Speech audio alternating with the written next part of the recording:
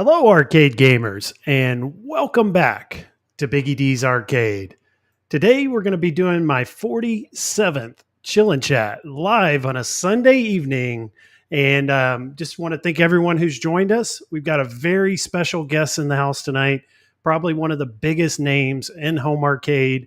We sometimes call him the mayor of home arcade. Let's bring in Michael B., the Game Genie. How's it going today? Oh, good. Thank you very much for the nice introduction. I don't know if it's warranted. I mean, the biggest people in home arcade, even though they're not really here anymore, still Cool Toy and Retro Ralph. They're the originators, the biggest people, and the mayor's P-Dubs. Come on, man. Yeah, we know P-Dubs is the mayor. I Not heard really. P-Dubs on Friday make you the mayor. He said it. So on your yeah, he does not like that nickname because that is not one that is said to him as a positive thing. Well, let's say hi here to everyone who's made it in the chat so far. Looks like we've got quite a few people that joined us earlier. Just kind of say hi to everyone who's in the chat. We've got A-Train Fanatic. Hey, Biggie D. Not going to be in the stream tonight as my wife's parents are treating me to a birthday dinner at Spaghetti Factory. Have a good one, and I'll catch it on the replay. So happy birthday, A-Train Fanatic. And that sounds like it's going to be a great birthday. Spaghetti's amazing, and you can't go wrong with that food. Have you ever been to Spaghetti Factory? I went for the first time when I was in Toronto. We don't have one in Newfoundland, and Nostalgia was like, you got to go check out the Spaghetti Factory. Really, really nice, really old school. I had chicken parm, but I can't remember what the name is. Great place. Enjoy your birthday, A-Tran Fanatic. Yeah, absolutely. Have a good birthday, A-Tran. I've never been to Spaghetti Factory. Now, I'm from Dallas. We used to have a place called Spaghetti Warehouse, and that was really popular growing up, but they've since been shut down. Just couldn't make it through the pandemic, ended up shutting their doors. A lot of restaurants like that, unfortunately. Mm-hmm. Let's say hi to everyone else. Carl O is here. Now, he won our Ghost and Goblins giveaway here a couple weeks ago. He's probably one of the biggest supporters of this channel. He's been here from the very beginning. So always good to see Carl O in the chat. He says he ordered the Atari VCS. He likes that the Ant Stream works on it, and it can still be had for $12 a year. So you can play Ant Stream for the entire year for $12. Play online. You got tournaments, leaderboards, all that. Very cool. Play it on the Atari VCS. Did you know that, Michael? I didn't know they were still selling the Atari VCS. Now, the VCS, I think he's discussing the new, is that, Carl, the new Atari 2600 Plus, or is this something different? No. This is something different. They were, they advertised it originally as it was going to be a competitive next-gen console right up there with PlayStation 4 at the time, Xbox One. And it ended up like, it looks like an Atari. It looks like a modern Atari, but it's just like I don't know what you would call it, like Android box, basically a powerful Android box. So people bought it, support Atari. They like it, but it didn't turn out to be what they thought it was going to be. I got it. Now, if you could play Ant Stream on it, that's pretty cool. You can get some use out of it. Yeah, absolutely. Brent Metz is here as well. He says, at Carlo, thanks for giving me the info on the VCS. I was interested until you said Ant Stream, or I wasn't interested till you said Ant Stream works on it. That's cool. Looking into that now. I think I'll probably look into that as well. Thanks for the advice, Carl. Jason's here. He's saying, hope everyone had a great weekend. Feeling good. See you tonight. That was earlier today. Jason's like the nicest too, man. Like he's in every stream. He's moderator for pretty much every stream. Great guy. Yeah, so I've always been reluctant to say the name after Jason because I didn't figure it out till you guys started saying it. Little Alien. Now I can Little say Alien. Yeah, Little Alien. Let's see here. We got Mike Hawkhertz. He says first. Oh, wait. There's already like 100 comments. This place is popping already. Yeah, there were a lot of comments in the chat earlier today. Paul's here. He says, heard this was a nostalgia-free zone. I'm in. Oh, you're the best, Paul. We all like nostalgia. Oh, yeah. And let's see here. Thumper Squid, he goes, just got my personal best on Xevious, rocking Robotron, using the Mikey trick on the brain stages, too. Game on, wonderful gamers. Don't forget to play. Xevious is a great game. I've been playing that a lot on my iArcade when it's modded it. Robotron, I'll play it on my ALU a lot. Yeah. I enjoy both those games. They're both great classic arcade games. I'm not that familiar with Xevious. I never got into it. I just didn't like the NES game, so I don't know. You should give it another chance. The arcade ROM's pretty good. It's a lot like Galaga, but it's got some other game mechanics to it, and the graphics are pretty good. The music's good. Probably a lot better than what you got on the NES. Yeah, I would say. We got Goofy Foot here. Hello, guys. Good to see you, Goofy. And Papa Brad's Gaming. Hello, gamers. Our last guest was Papa Brad. So you're my fourth guest, Michael B. He was my Hey, third cool. just a couple of weeks ago. I'm going to start having more guests on. I've got this paid version of Restream. Had a lot of donations, super chats last week to kind of help pay for this. So moving forward, it seems like the audience has spoken. They want to see more guests. So we're going to start doing this like every other week, just having someone in the home arcade community come on and talk with us. Andy's Game Room's here. He's saying evening all. And we've got, let's see here, Coldest Bryce is here. He says hello, people, or hey, peoples.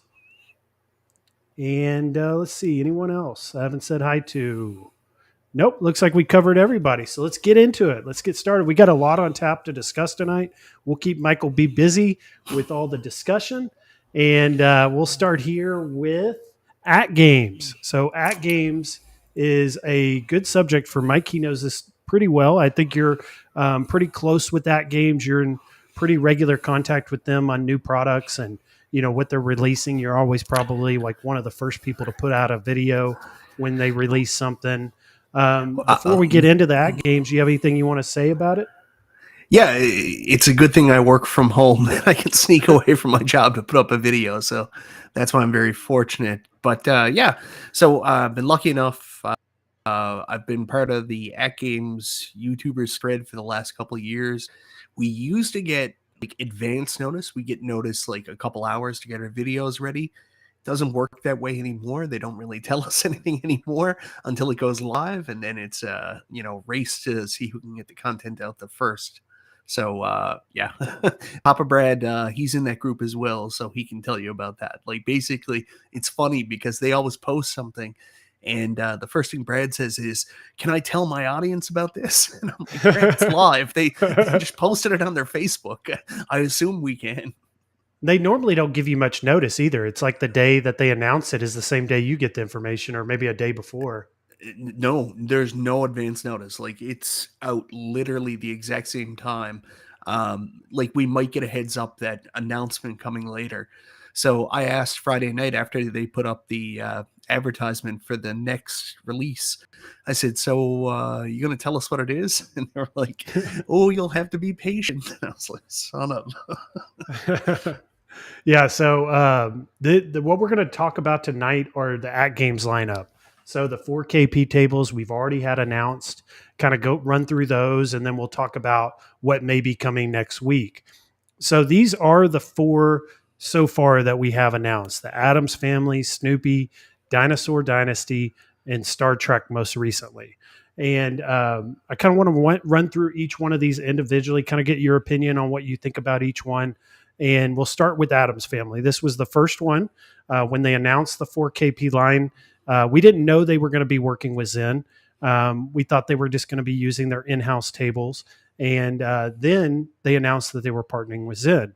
And the first table we got was Addams Family.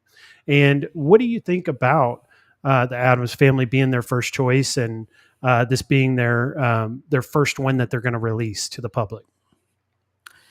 Well, it was a really good first choice. I mean, Addams Family is the most popular selling real pinball machine of time. I think it's still like number one. Great machine. I was a little disappointed at first because I thought that there was a little bit of a missed opportunity to, remake the classic table. That's something that people have always been kind of critical of AtGames with, an advantage Arcade1up had, because Arcade1up were recreating some semblance of the original table with the art and everything like that to give you the nostalgia. But, from what I understand, talking to AtGames, this is the art that the license holder likes to use now. Things change. I think Frogger's another good example. You'll never see a Frogger recreation with the original art just because the license holders know this is the art we want. So I think that was out of AtGames' hands. I think they did a pretty good job of the table, especially after hearing some of the feedback about like where the the coin door was placed and the builder's plate was placed, about the fact that the topper had no light up functionality.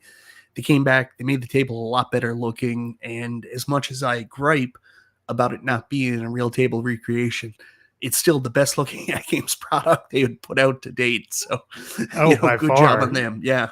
Yeah, I wasn't a big fan of that collage artwork they were using on the HD tables. It just wasn't appealing to me. So as soon as they partnered with Zen and I noticed they were going to be doing dedicated tables for these games, I was super excited. I was like, this is exactly, I think, what the home arcade community wants is they want licensed artwork. And that's a big part of what we buy and what we enjoy. So to have that is huge, I think. And I don't know if you could go with a bigger or better name than Adams Family. I think this was the highest grossing or the highest selling pinball table ever created. Yeah. And I think it's done very well for AtGames too. So this is an excellent choice. And I don't think you can go wrong with this one. Yeah. And I mean, this is so, I don't know what the right term is. This is so not AtGames. Usually in the past when AtGames have come out with stuff, like it's always been lower tier. They didn't really swing for the fences when it comes to the titles that they advertise, put on their machines. I mean, that Zen announcement was massive, one no one saw coming. And to have a grade A license like the Adams Family, like a grade A IP coming out the gate, good job for them. Yeah, this was a good one. So this was the pre-order. So if you placed your pre-order that first weekend when it was $1,099 when we were in Cleveland, this was this was the only choice you could have was this one. Now since then we've gotten Just a lot. one second. Can I go back a second? I know you didn't like the collage art, but Uh-huh. I do have to say, the collage art was actually designed by a community member by the name of Kamla. And believe me, I saw the original art concepts for the original ALP before Kamla did the collage one of the back glasses from all the different games from the Gottlieb lineup. And believe me, that is a blessing compared to what we were originally going to get. So I know people don't like the collage artwork. Give Kamla a break. He did a really good job compared to what he had to work with back then. So Yeah. It was a long road. Like, I felt like AtGames was going to continue with that. Yeah. This was unexpected to me when this happened. Even when they partnered with Zen, I was still thinking, they were going to go with what Wagner got, and that was Yeah. going to be it. So this, I think, was great. And I think the timing was really good, too, because we've got Arcade1up kind of slowing down right now. They're not releasing new products or new licenses. And that's where AtGames is going to kind of fill that void and take that place for us and what we talk about and what we enjoy and what we're going to be buying here in the short term is going to be mostly focused on AtGames right now. And especially in the digital pinball space, because I mean, it doesn't seem like Arcade1up has a path forward in digital pinball. People have been asking for new tables, new skins, new games. So, I mean, this is definitely a gap AtGames fit really nicely into. yeah, and then also on that point too, and I've kind of discussed this in previous streams, is we still have the ALU coming. And the ALU, who knows what they're going to do with that? They could do Killer Instinct, they could do Battletoads, they could do who knows what other licenses they could get, and they could kind of start doing that business model of what Arcade1up was doing, but with at least the artwork and the dedicated cabinets. So looking forward to seeing what may come with the ALU. I hope this continues what they're doing with the pinball with the arcades also. Now, the second one we got was Snoopy. Now, I was a fan of this one because I've grown up watching Snoopy. I was a fan of it as a kid growing up. Some of my favorite movies were Snoopy Peanuts movies. And then I've also played the table on my Nintendo Switch, and I really enjoyed the Zen table on there. And these aren't what we call like authentic recreated tables. These are completely new from the bottom up, completely created by Zen, just with the license of Snoopy. And I like these tables. They got a lot of animations to them. There's a lot going on. There's kind of like a story going on. And that's what I enjoy about these. Gives you a different type of experience than what you get with those authentic, real recreated tables. Yeah, I mean, personally, I would prefer the real recreation, but I understand what they're doing here. They're trying to work with our licensor, work with Zen Studios, and do the most mainstream, exciting thing to make this a product more just for our hardcore niche market. They're trying to reach out to people on the outside. And I mean, this is a good looking table. It's an interesting IP. I don't know if there's a lot of people in our community that would be like, oh man, I'm getting the Snoopy table. But I'm sure there's a lot of households that, if they're looking at different options for a digital pinball table, this might be one they pick up. I did see a lot of people in the community actually say, I do want the Snoopy table because they love the yellow artwork. They love the way it looks. So cool stuff. Yeah, the yellow artwork really stands out on this one. It's very bright. And you spend all this money on a pinball, you want it to stand out. A lot of people are going to want that, and this I think is the ultimate, bright standout type pinball machine for your game room. And this is a good one. I think it offers something completely different than what we were getting with the Adams Family. It's going to appeal to a different audience than the Adams Family would. It'll probably be a little bit more family friendly if you have like younger kids that like the cartoons or they like the show. So this is a good one, and I think that's well balanced, and that's the route they should go. So let's look at the next one that we know is coming. This is Dinosaur Dynasty. Now this is an interesting one. This is one that I feel is going to end up at like Sam's, and they're probably going to be able to put a little bit lower price tag on this one. What do you think? I'm not sure. I don't know what the demand is going to be like on Dinosaur Dynasty. I was the same as everybody else when I saw this title announced. I was like, interesting. Not one I would have picked, but it's their own IP. They did this with Magic Pixel. This is their own creation. They've got a partnership with the Natural History magazine. It's so confusing to me. Like when I first heard about these IPs, I was like, what the hell is AtGames doing? But it ended up becoming a great table. All these games that they put out there, the natural history games, were all great. Magic Pixel did an amazing job on them. So I don't know. I don't know what the demand's going to be. I know what our audience likes in the hardcore niche home arcade market, and I don't know if this is the top.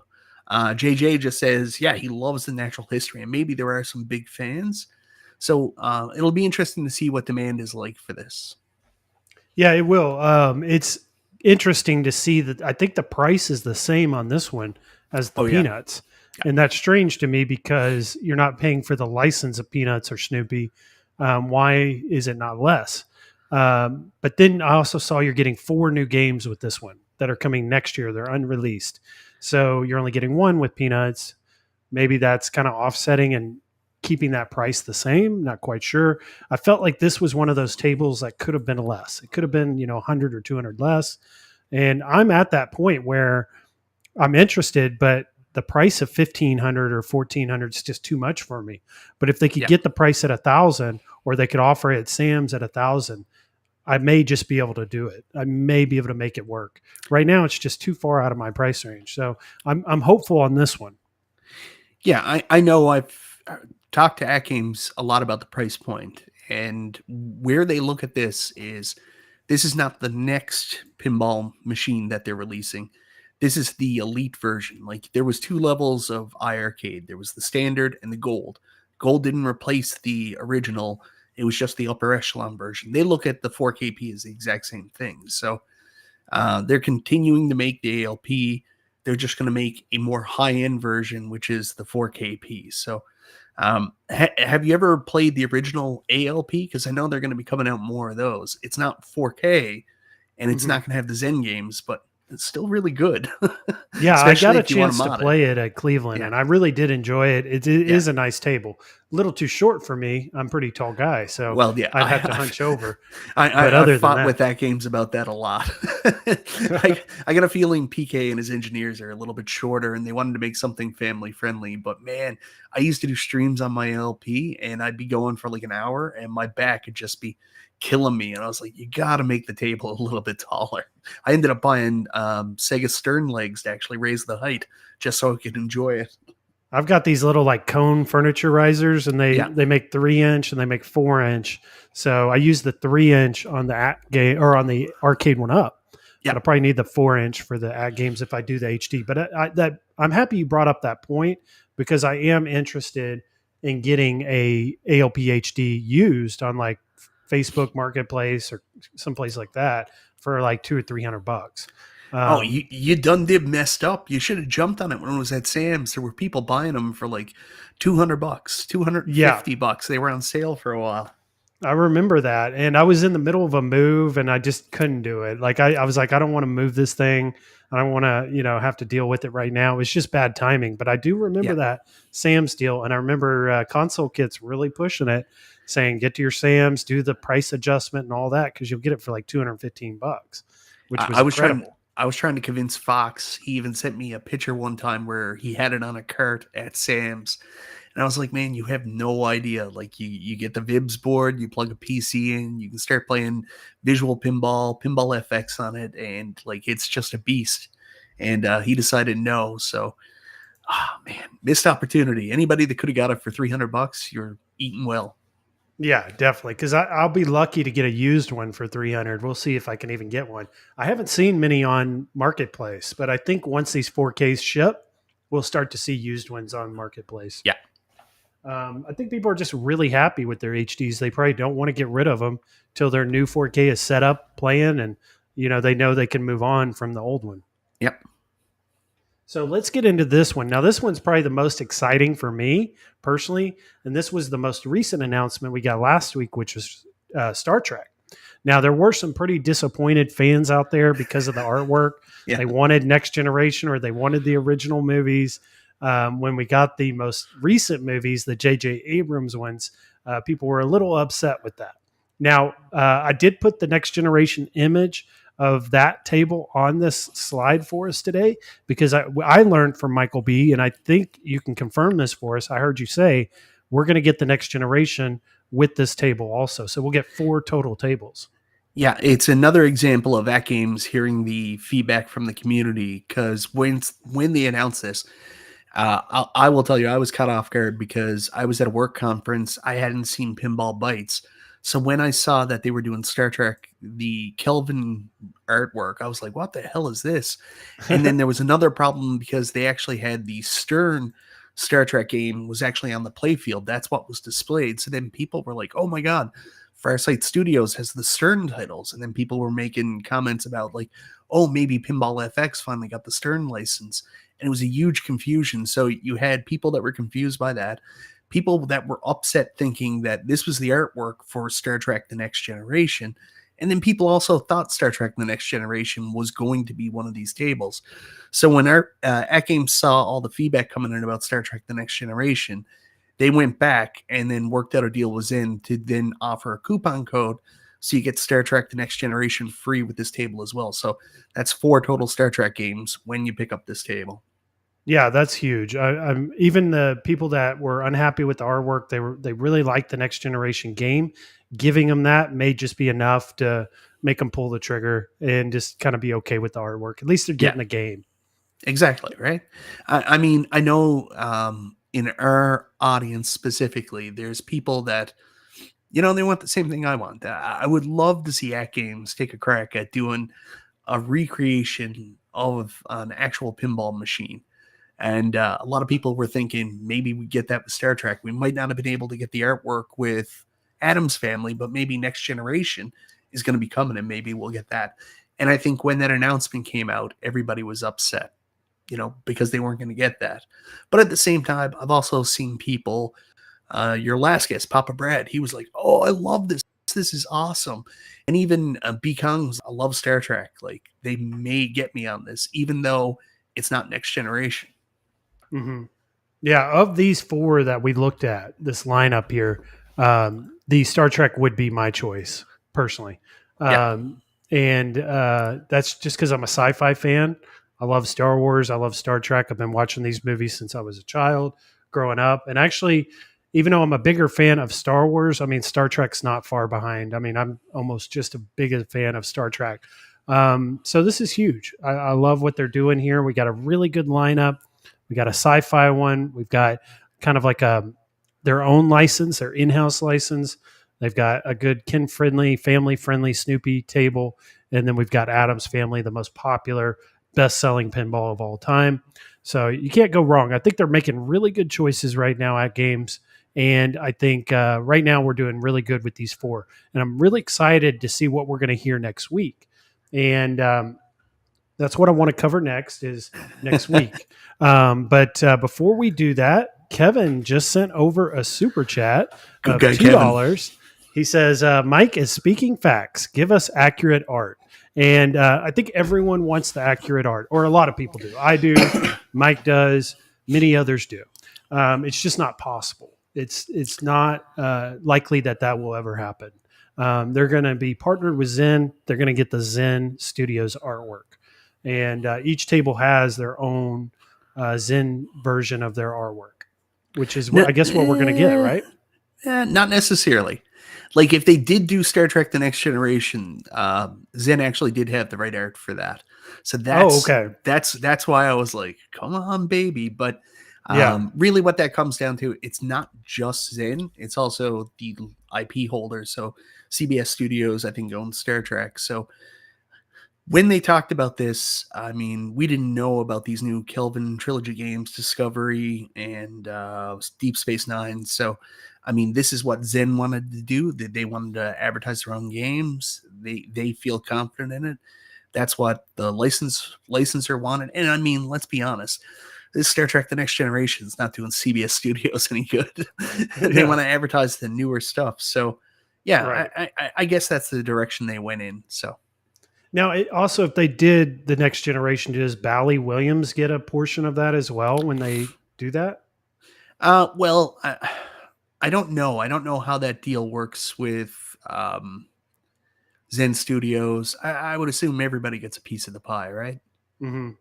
Yeah, they're probably getting a piece. And what I was wondering is, like, if they do the artwork on the actual table, do they get a bigger piece? That's what I was thinking. Maybe that's what's preventing them, is it would just not be cost effective for them to do it that way. I have no idea. I can only assume, but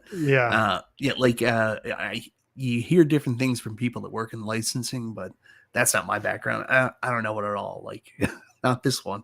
Yeah, we don't really get to hear those details about all this. There's a lot going on behind the scenes when licensing is involved, and that's very complicated, and they don't share that kind of stuff with anyone, likely. So sometimes when there's a lot of complaints, they'll come back and say, hey, this is what the licensor wanted, and that's the only way we know.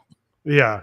Kevin's got the $2 super chat. I did make a super chat video, so let's go ahead and run that real quick.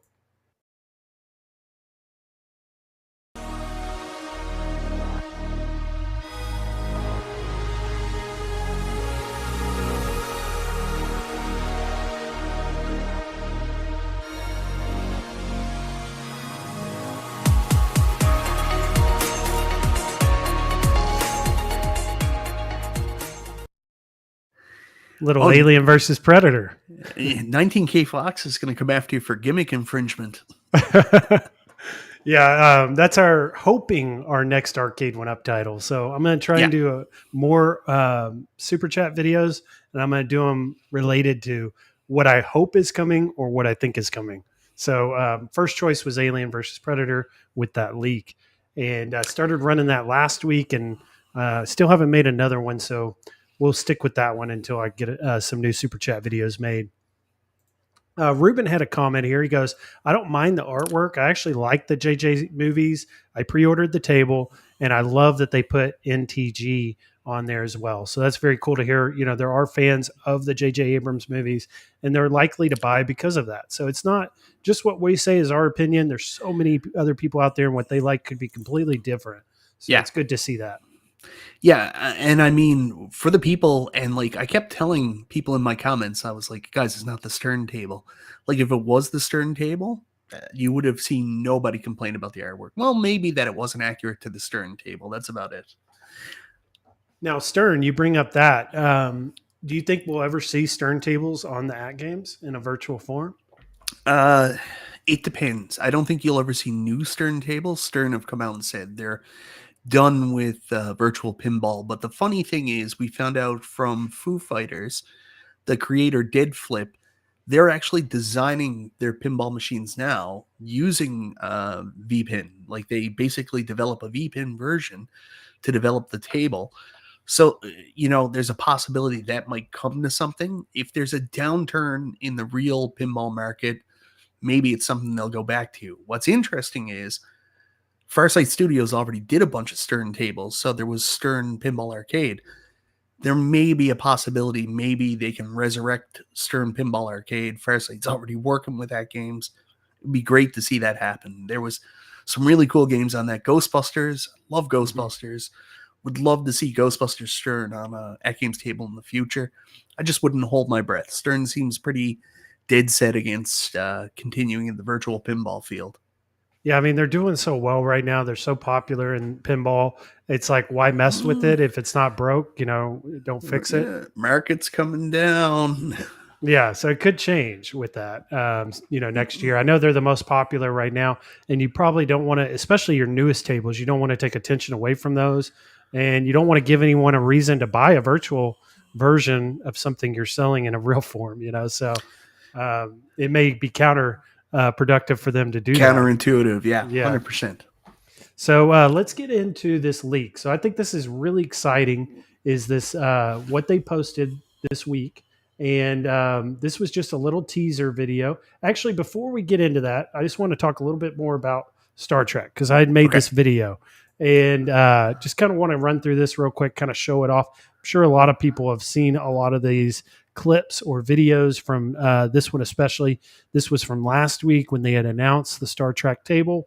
I think they did this. It appears they did this in-house at AtGames, but I think they did a pretty good job with the promotional video for it. Yeah. With what they had. Doesn't look like they used much of like actual Star Trek footage. They just kind of created their own little promotion video here, but I think they did a good job with it.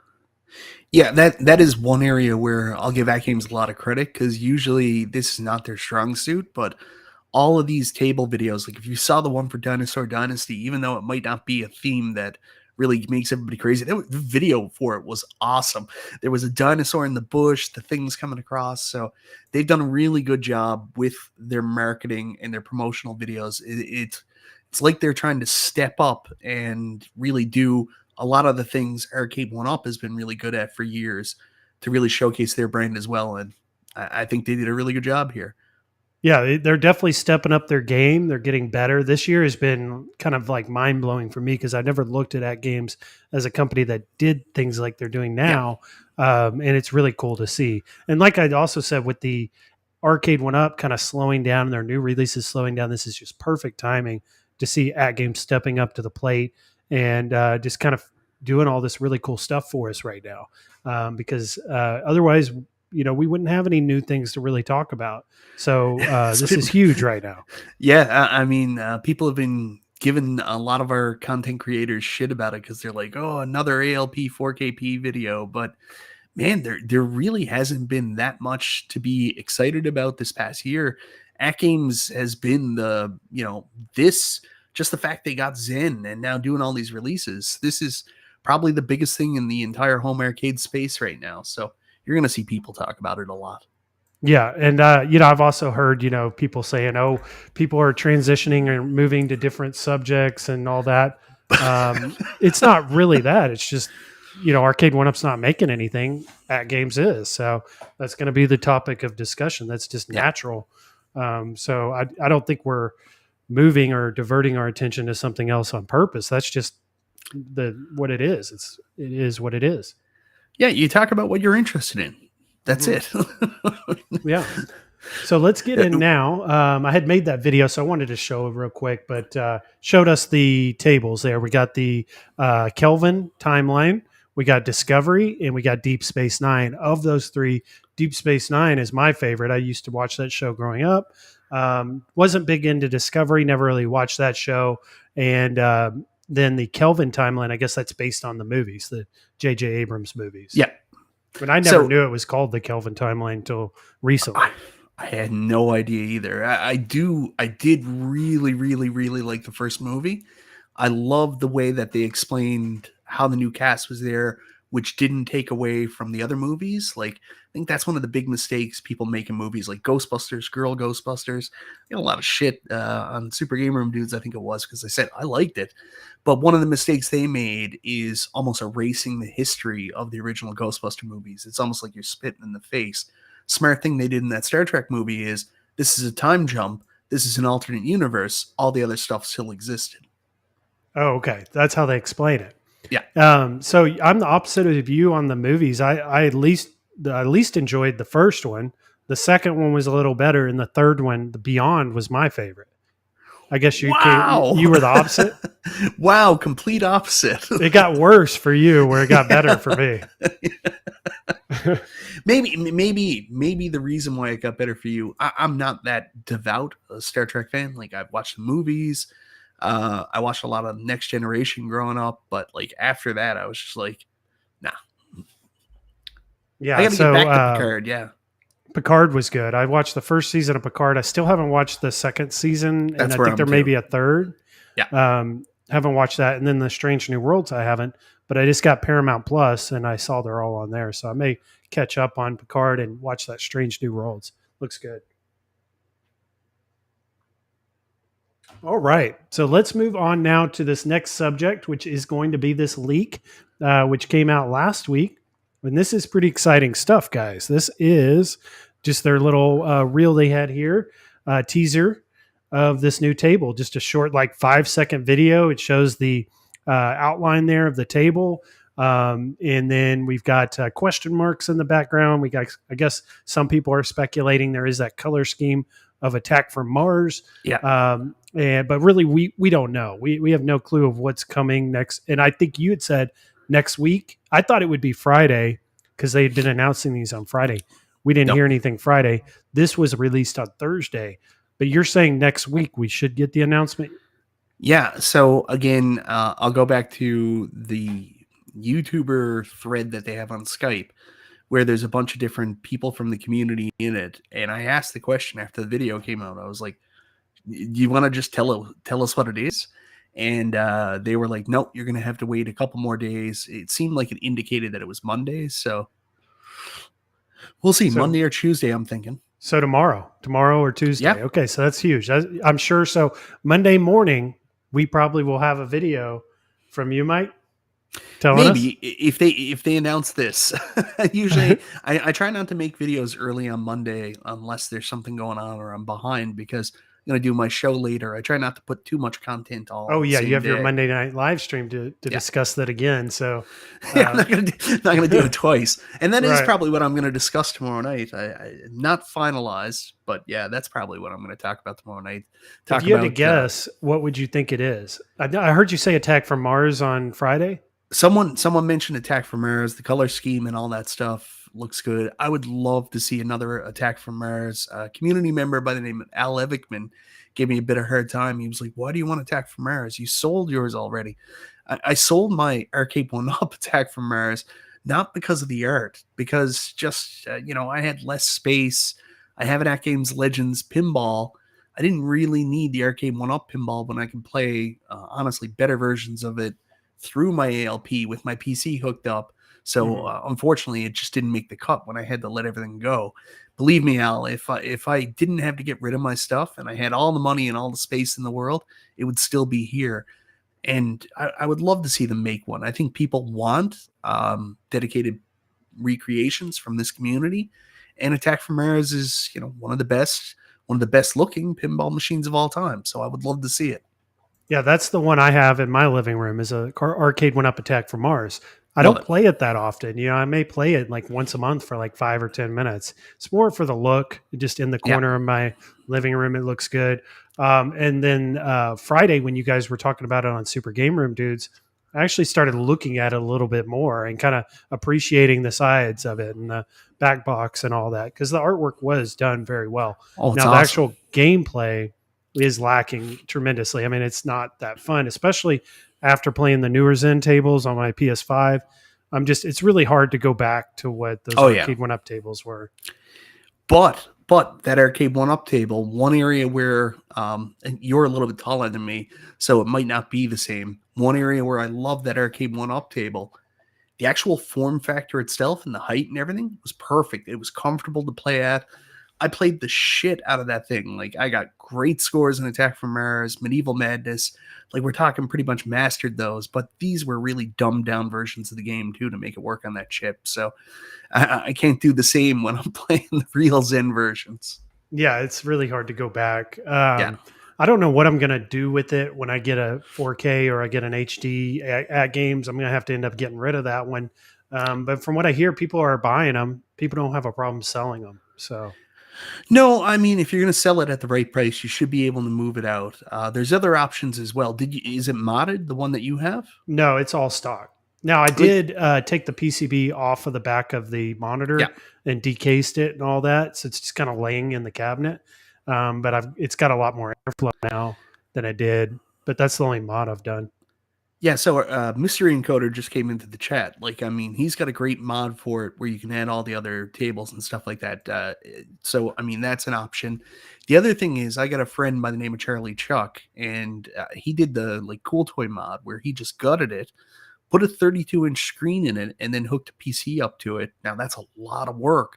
And then he put a screen in the back glass. But, if you don't end up getting an ALP or an ALP 4KP, and you do want to get into the modding side, you can still do some really cool stuff with that table, have a much bigger screen.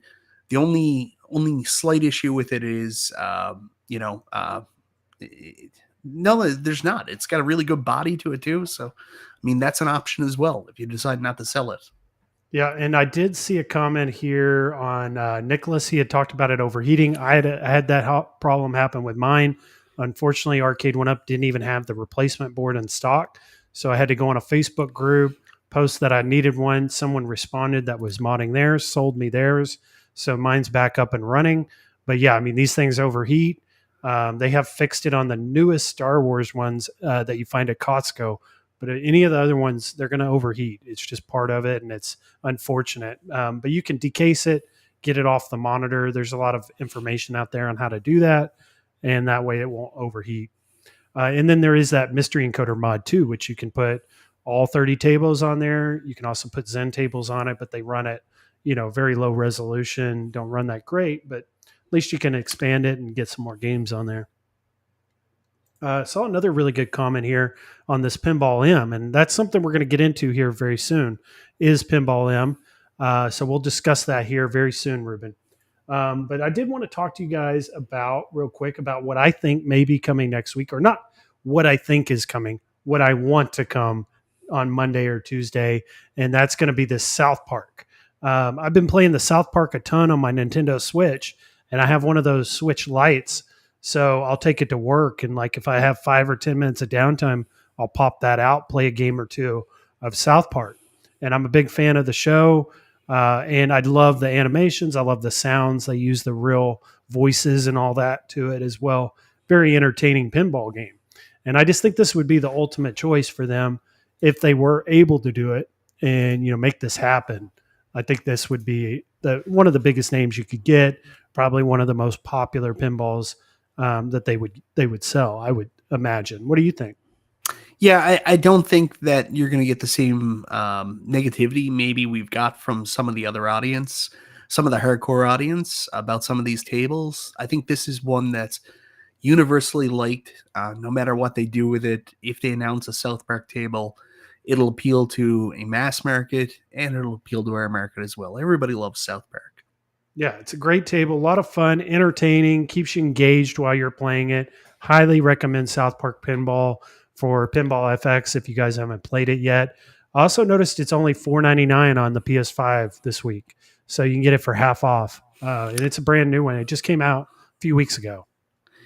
Oh yeah, you always got to watch Zen. That's the great thing about Zen. Like, if you don't want to buy their stuff right away, you just wait. Everything goes on sale. You can load up your library then.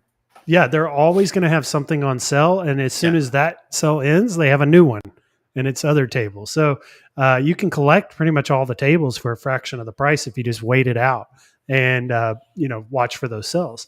Or you get the pinball pass, and you can play all of them for a monthly fee. I just don't think there's enough games yet, not a big enough library to really justify the pinball pass. What do you think? I don't know. I really like the fact that I can just buy them and not have to worry about another monthly subscription. Like I've got so many monthly subscriptions right now. Like I'm starting to get irritated. Like this is a sidebar, so I apologize. But like back in the day when you had Netflix, you were like, I have Netflix. Seemed like almost everything was on Netflix. So you're like, do I need cable? I have Netflix. They came along Amazon Prime, Paramount Plus, blah, blah, blah, blah, blah. We're back at the point now that instead of having this massive cable subscription with all the different channels, now you have this cable. You probably still have cable, but then you've got these 15, 20 other subscriptions for all these streaming services there as well. So then you got Game Pass, then you got PlayStation Now or whatever the hell it's called. I don't subscribe to that one. And then there was, we've got Arcade1up, Pinball Net coming from AtGames. I don't know. I don't know what the answer is. It'll be great for some people. Everything's subscription now. That's where everything's going. I used to be anti-subscription, but now I've noticed I've got like 6 of them for my TV. Yeah. I've got Hulu, Max, I've got Amazon, I've got all of them. So eventually you're going to just have to give in and do these membership monthly fees because all the companies are going that route. The one thing Carl O says that I really like about this upcoming Pinball Net, from what I understand, I like Game Pass because you're not just streaming the game. Like you go in, you can download the game for the time you have it. So that's the other cool thing about this new Pinball Net is unlike Arcade1up, which I don't love. Pinball Net, you are just downloading the games to the table. They'll verify the subscription online, and then you can just play it. Yeah, it's very easy to use, very simple. So I think we just got another $2 super chat come through. Very cool. Let's see. Where is that? Still getting used to this. So it's Kevin again. Thank you, Kevin. So we got 2 super chats from Kevin, 2 $2 super chats. He says, doesn't Taco Bell have a monthly pass? That's pretty funny. Man, I wouldn't be surprised. I wish. Can you imagine? Yeah, when's food going to be on a monthly pass? All you can eat. Don't kid yourself, man. Like DoorDash, Uber Eats, these guys will figure it out. If there's a way to maximize, because they know you're not going to order something every night, they'll hit you up with a monthly pass. That'll be so unhealthy. People will be overeating. Just like, I got to pay for this. I better eat as much as I can. That'd be bad. Let's run that super chat video here. Unfortunately, I just got one, so we'll just run this one again.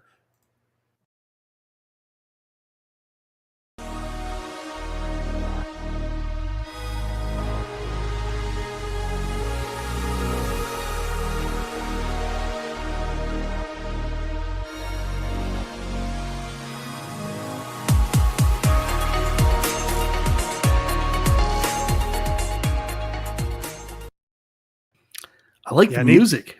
Yeah, the music's pretty good. So I got a music membership. It's copyright free music, and you pay a monthly fee for it. And basically, if I get a copyright later on tonight or tomorrow, I send that link to the website and they release it. So it's pretty cool. I just get all my music directly from YouTube just to avoid any problems because they get that huge audio library there, right? Yeah, they do have a pretty good library. This is only like $40 or $50 a year. I got it on Black Friday and pretty useful. I mean, if you're a content creator, you get a ton of music to choose from. So I'm going to be working on these super chat videos. These things are cool. And that people seem to like them. I mean, it's adds a lot to your show when you get the super chat come in, you got a video you can show off. It keeps people having fun and engaged.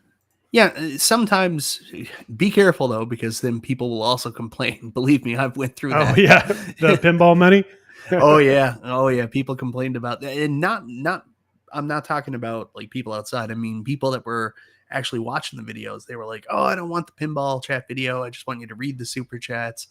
But then other people loved them. They were like, you got to give the people what they want. Let's run up that hill. So it's kind of a I don't know, double-edged sword. Some people love it.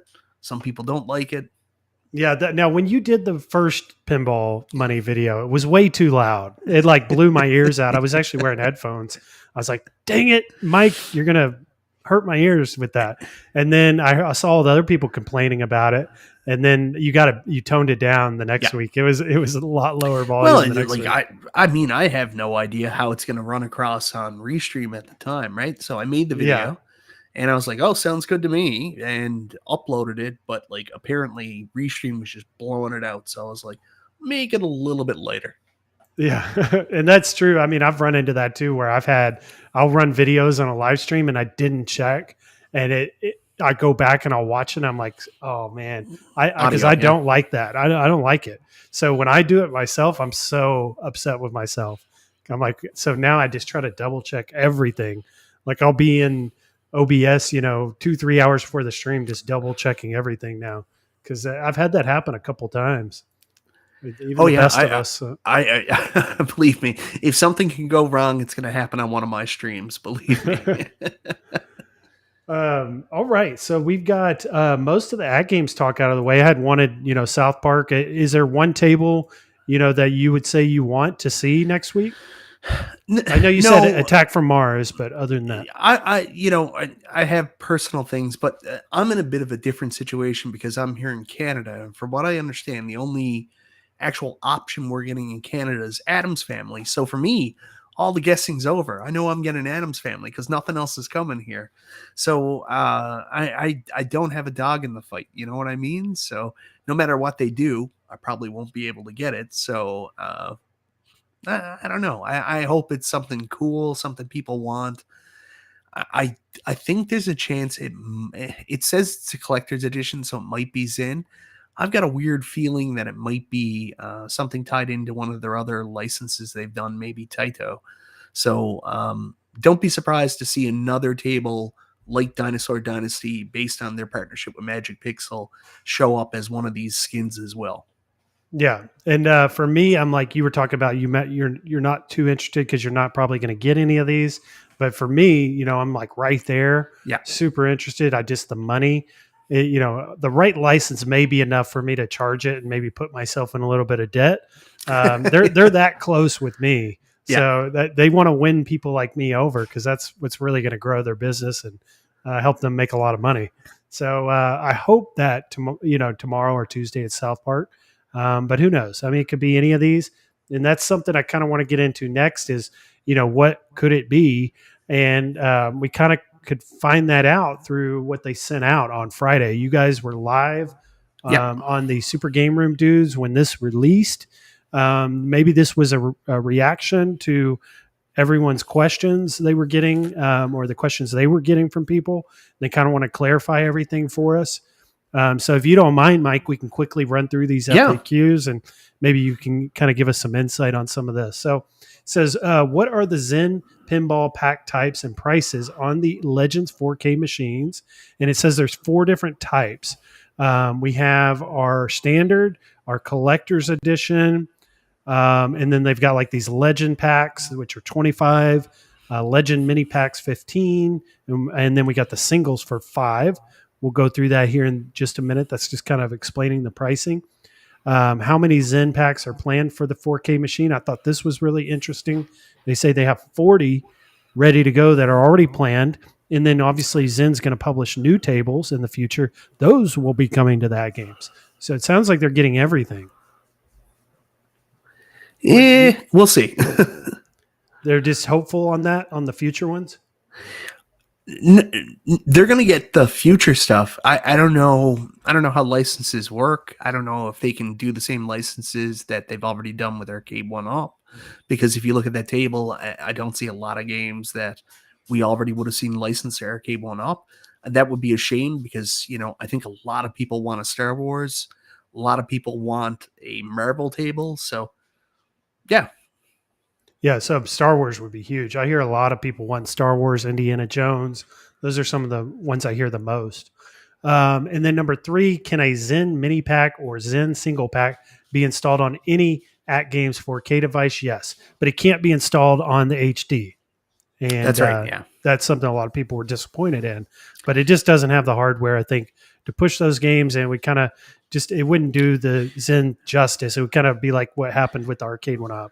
Yeah, it would be worse actually, and it would cost a lot more from what I understand because already at this point, there's going to have to be some reverse engineering done in order to get the new Zen tables working on the 4K machine. So, I mean, then they're going to have to spend more money to get it to work on what was the board in the original ALP. And if I'm not mistaken, the board in the original ALP is very similar to the board that was in the Arcade1up pinball in the first place. So, yeah, I don't know if the quality would really be there for them to do Zen on the original machines. That's best thing I can say on that one. Now, I think they were planning or had hoped that they could do it, and it just never worked out, and they kind of pulled it. I have no idea about that. Like the Zen thing absolutely caught me off guard. I heard no rumors, no conversation. I made a video like live stream 2 weeks earlier telling AtGames like, man, if you could get Zen, which was a complete like blue sky scenario. I never in a million years, because I thought they were locked down by Arcade1up, saw this as ever happening. Mm-hmm. Yeah, it was a total shock to me when it was announced. I was did not see that coming. And it says here, why are you doing Legends Single Premium, Legends Single, and Legends Mini Packs? It says the Zen Packs contents price are determined by many factors. So there's like all these licensing, fees and things involved. So that's probably why we're seeing the higher pricing. And then they also have to optimize these tables for the hardware, for the AtGames. So there's a lot of cost involved in that as well. And number 5, it says, what do the Zen tables packs have different prices than similar table packs? Different IPs have different costs associated with them. Again, what we were just discussing. Number 6, what if I purchase a Zen pack and decide I don't like it? Can I get a refund? All digital sales are final and non-refundable. This is in the line with many companies worldwide. So there is no trial and there is no refund window like what we had on the iArcade. You purchase it, you're stuck with it. And that's pretty much what they're saying. And do we get demos or trials of these like we do with the other consoles and platforms? No, not on AtGames. I think the closest thing you could consider to be a trial would be, like, say, for example, you got Pinball Net for a month. So you could try the games out with Pinball Net, and then if you didn't want that, you could cancel and then decide which of the tables you wanted to buy. So it's like back in the day when you used to have to go to the video game store and rent the video game for a little while to decide whether or not you were going to get it for Christmas.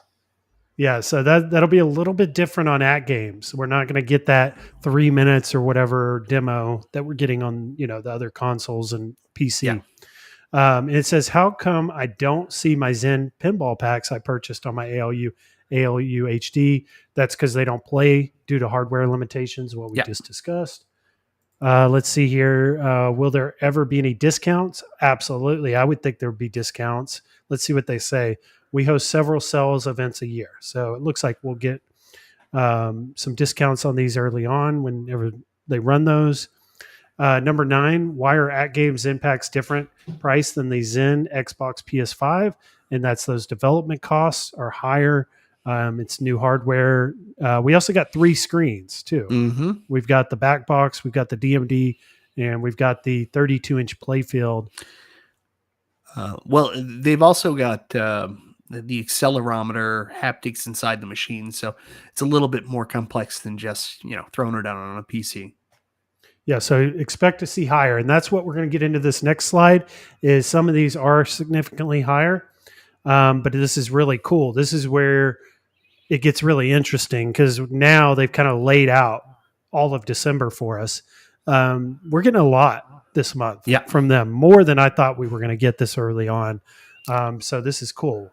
Charlie Brown's Christmas, that'll be a new table. I don't think that's released yet.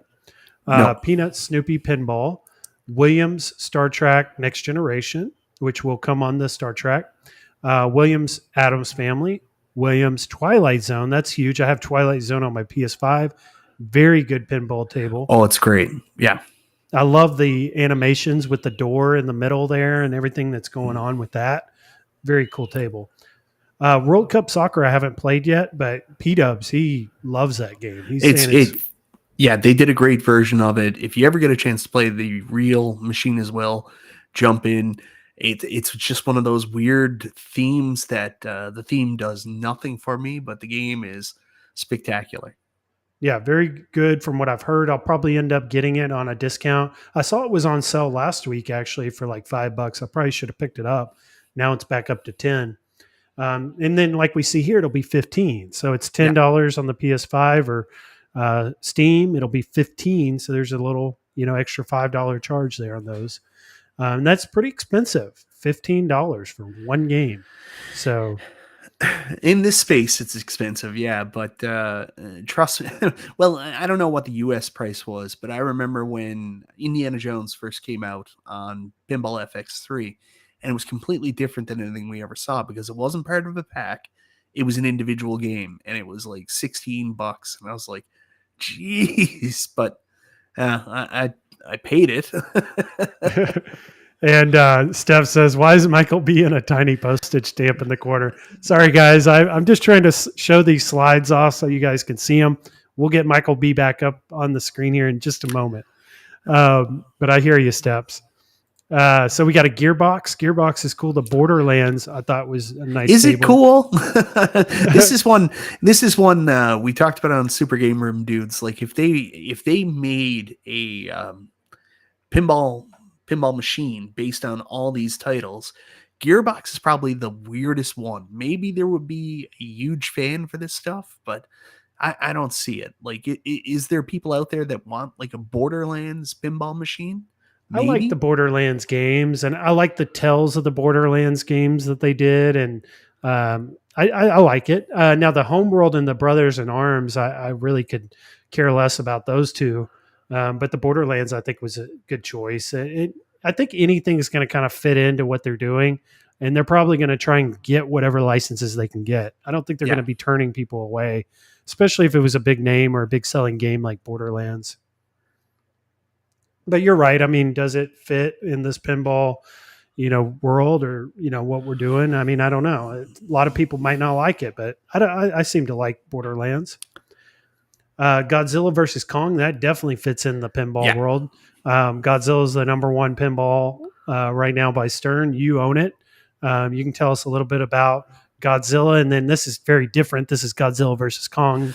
This is based on the movies, but you're Yeah. still getting Godzilla, and we got the movie that just came out, -1, which I heard is really good. And It's got the 98% on Rotten Tomatoes. Yeah, there's a trailer just released for the next Godzilla versus Kong movie. Plus, there's a new show on Apple Plus, Monarch: Legacy of Monsters. So, I got a feeling this is one that'll be fast tracked, or it should be, in order for them to get this machine skin out, because there's a lot of buzz in the media now. So, if AtGames are really trying to do what Arcade1up does, which is, tie a release in with some kind of what's the term? I'm old, so I don't know. Some kind of media buzz or some kind of activation. That would be a good one for them to try to jump the gun and get out. Yeah, and make sure you're releasing these around the time of the movies. You can Yeah. capitalize on that, and it benefits everyone. It benefits the movie, benefits the developer, and AtGames. So, yeah, that's a huge opportunity for them with the success of Godzilla. And then we just discussed South Park. That's the one I want to see.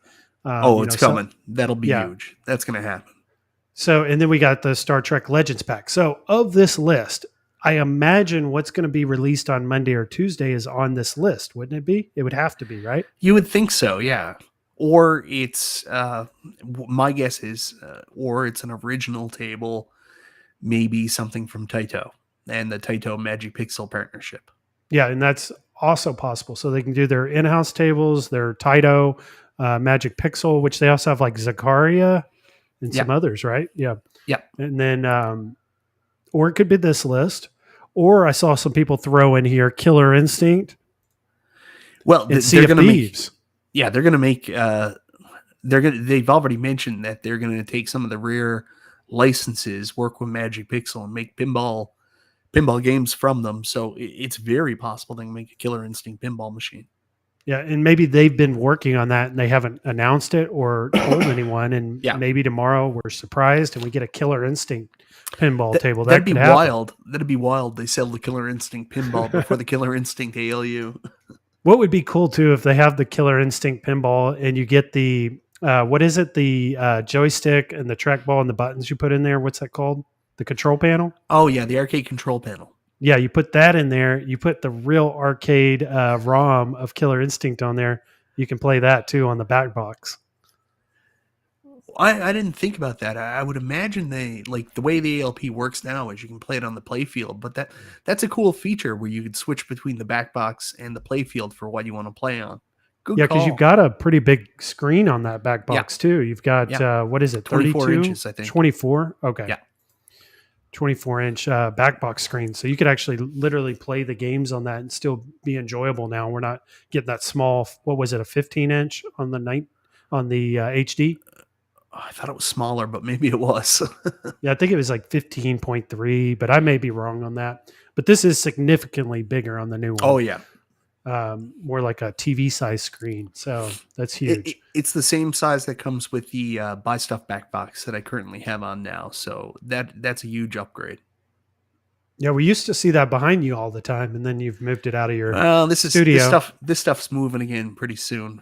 Oh, is it? What's getting moved in? Oh, well, I'm going to be bringing my ALP and ALU back up. And the reason is I love having this stuff up here. I think it looks great in the background. I love the fact that I'm next to my routers, so I get much better online play. But since I brought my ALP and my ALU downstairs, I cannot get those machines to connect to the AtGames like stuff at all. Like every time I log in with my Legends ID, it just immediately logs me out. Like I'm having no joy. And it's not so the bad. Signal's so weak? Yeah, something to do with the receiver. I talked to Jason Little Alien about it last week. So I haven't been able to utilize it. It's not a big deal with the ALU because I'm mostly playing coin ops on that.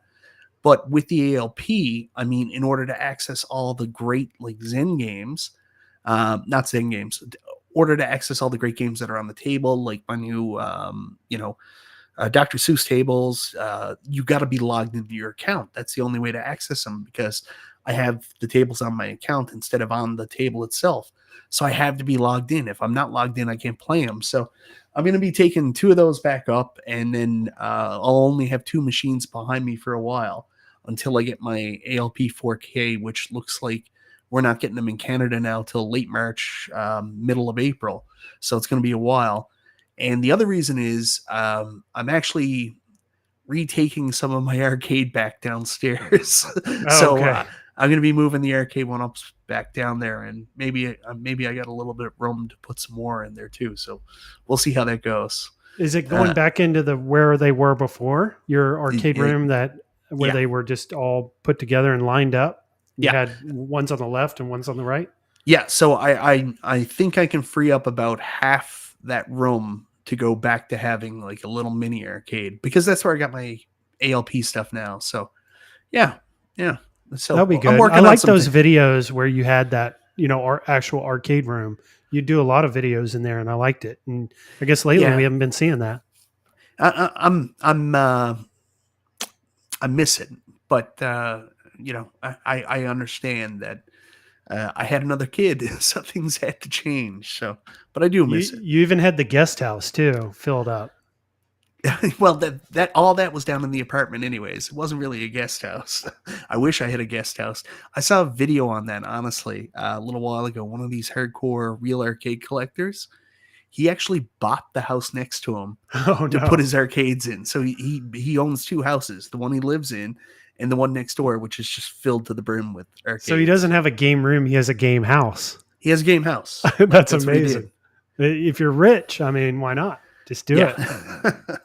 And then you can invite people over. They don't have to come into your house. You got a whole arcade. You can start your own business out of there. Yeah. So that's awesome. All right. So let's get in, and we're going to kind of transition here out of this 4K pinball by AtGames, but this is still Zen related. And that's going to be Pinball M. Yeah. So Pinball M was huge. I saw a comment in the chat. Someone had mentioned it. I think it was Carl. He was wanting us to talk Pinball M. So this is huge. I just started playing it on Friday. I think it just released on Friday. That's right. So I played Chucky on Friday, and then I got a chance yesterday to play the other tables. We get like a 3-minute demo of the other tables. And I am very, very impressed with what they're doing. This is all redone, revamped menu system. Um, Everything you have going on as far as like you can upgrade your tables, you can put new skins on the tables, you can buy. I think you're going to get like some type of currency where you can buy stuff, um, and it's just very cool. It's going to keep Yeah. you engaged, keep you coming back. Because I felt like with Pinball FX, it was a lot of fun, but I would kind of lose interest in the tables pretty quick, and I would move on to that next table and then maybe come back to that older table later on. But I think with what they're doing with Pinball M, you're not going to be moving to that next table so quick because you're going to have a reason to keep playing and building up your I guess your profile, and Yeah. you can kind of like with Call of Duty or a lot of these other games, you can do it now on Pinball M. Have you If you got a want chance to, to I play just it? want to play the pinball games. I don't know shit about the vault, all that stuff. Good for them, for the people that want to do that stuff. I just want to play pinball. Yeah, now the menu system is very cool on this one. And then we'll get into these tables. These tables are great. The first one I got a chance to play was this Chucky table. Yeah. And one of the things I immediately noticed was that what you guys can see in the upper left, there are like videos now, Yeah. just like what you would see on a real pinball table. We're getting videos from the actual movies built into the game now, and it is very cool what they're doing. So they're definitely stepping up their game, and they're bringing us something whole nother level of gameplay with Pinball M. Well, it's also really smart on their part too. I mean, if you have access to the actual video from it, that's got to be so much easier than animating like classic DMDs with some of this stuff in it. Just play the video. Yeah, Save and yourself some the time. DMDs are cool, but that's more of like that nostalgic classic. 90s look, yeah. Yeah. Now this is modern, giving you a different Yeah. experience, and I like that they're going that route rather than doing those DMD screens. Yeah. And of the four, what's been your favorite table so far? It's pretty close between Child's Play and The Thing, but I think The Thing for me is probably my favorite. Child's Play is really good though. The Yeah, Thing so is harder. I put a lot of time into Child's Play on Friday and really enjoyed it. And I thought that was going to be my favorite table, but I think I'm now with you on the thing. And we're about to Yeah. get into the thing here towards the end of this video here. But this is Day by Daylight or Dead by Daylight. Yeah. I never played these games. I've heard of them. I know you can get them on PC, and I've seen them, for discount on CD keys and stuff. I thought about maybe playing some of them, but never did. Have you played any of these games? No, I've never got into it. Like closest I ever got is I'm a big horror movie guy, so they did a Friday the 13th game, which is pretty similar, which I bought on Nintendo Switch, and then my friend bought it for me on PC and said we should all play together because we're huge horror movie guys. But yeah, I can't get into this group logic of online competitive. One person hunts, the other people have to hide. I don't get it, and the only reason I don't get it is because I've never really tried it. But yeah, this has not been for me. I got a really good friend by the name. His YouTube name is Retro Eric, and like he completely changed his channel into basically just playing Dead by Daylight like all the time. Every time I log into Steam, that's what he's playing. They love it. The cool thing about it is there's also all kinds of tie-ins. Like I think like Michael Myers, Freddy, Chucky's in it now. All make guest appearance. You can Yeah, get they like even have a Resident yeah, Evil. yeah, So yeah, I think this is going to appeal to a lot of people. I don't think you can go wrong. I mean, Dead by Daylight's a big name, probably not with me and Michael or Michael and I, but it will be with a lot of other people. Now, this is a good one, Duke Nukem. I played this one a lot growing up. It was one of the first PC games I got to play, and this one will have a lot of nostalgia for me. What about for you? I played the original Duke Nukem, like back when it wasn't this. Uh huh. I never really got into Duke Nukem 3D or any of that stuff afterwards. So the more aggressive, mature rated Duke Nukem is something that's a little bit foreign to me, but I understand everybody's love for it. It's a cool character. Making a bit of a comeback now, like a weird resurgence for Duke Nukem because the games just came out on the Evercade. Now he's got his own Pinball M table, so good for Duke. Yeah, I saw that. Evercade's got all those carts now with pretty much all the Duke Nukems from the past. And then we're getting this new experience. If you're a Duke Nukem fan, you got a pinball table. Now, this is really cool. this is Yeah. the thing. So I'm going to kind of pause it here because I watched the Friday Super Game Room dudes, and you guys were talking about this game, and Yeah. you were very high on this one. You were praising it, saying how good of a table it was, and then I started thinking, well, I've never seen the movie to the thing. Maybe I need to see the movie to feel how Mike feels about this. And so I went and watched it Friday night. And I'll tell you, I was super impressed with this Yeah. movie. I like Halloween, and I guess Halloween was John Carpenter as well. Is that right? Yeah, that was John Carpenter's coming out party, really, was Halloween.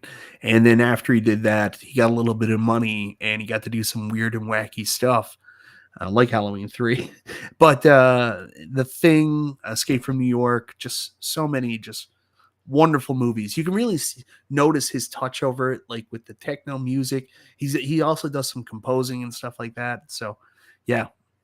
Yeah, so I went and watched the movie on Friday, and I was super impressed. Probably one of my favorite movies I've seen, and Halloween was Okay, one of my I'm going to favorite. stop you. Even if people saw it, what'd you think of the ending? The ending is one of the most discussed moments in movie history. Like, there's specific moments in movie history, and I hope we never ever really get the answer because it gets ruined. Like, one of the other ones was with Blade Runner. Is Decker the replicant? And you're like, oh, is he or isn't he? And then we got that new movie, and it just told you right out, yes, he is. And you're like, son of a. But the end of the thing leaves everything up in the air, and like you're like, it, is one of these guys the thing? Is it none of them? Is it? So it's just such a cool ending. So what did you think of that? So I watched it, and when you get endings like that, I like that because it leaves that open to interpretation for you Yes. and what you feel or what you think is happening in that scene. And but I like also going and researching and seeing what other Oh people yeah. think. And you said there's three scenarios: either one of them has it, both of them have it, or neither of them have it. Yeah. And what's interesting, if neither of them have it, they're going to die anyways because they're out in Antarctica with no heat, no food, everything's blown up, It's all probably no over. Yeah. rescue. Yeah. If they both have it, I guess they're going to take over the world. And if one of them has it, it's going to kill the other person and then take over the world. Yeah. So interesting. I like those endings. If Oh you yeah. were asking It, about that. it's one of the really good things John Carpenter does. Like, one of the things that make me crazy is one of the great things about Halloween was it left you guessing, why is Michael Myers the way he is? It was Mhm. never explained. It never needed to be explained. Just this kid went nuts one night and he just stayed nuts, right? And there was Yeah. never any real justification for it. But if you watch the Rob Zombie movie, it took all that specialness away because it gave it the generic, oh, he grew up as a serial killer, he hurt animals, came from like kind of a messed up like childhood that was not so good. It took all the specialness away from what made Halloween so special in the first place, with the fact that, why did Michael do this? No one really knows. Yeah, I liked it. So it was one of my favorite movies. I'm really happy you guys mentioned it on Friday because I went and saw it, and or I watched it at home, Yeah, and really liked it. And that added to the table. That 100%. then gave me the ability to play it and know what's going on in the table.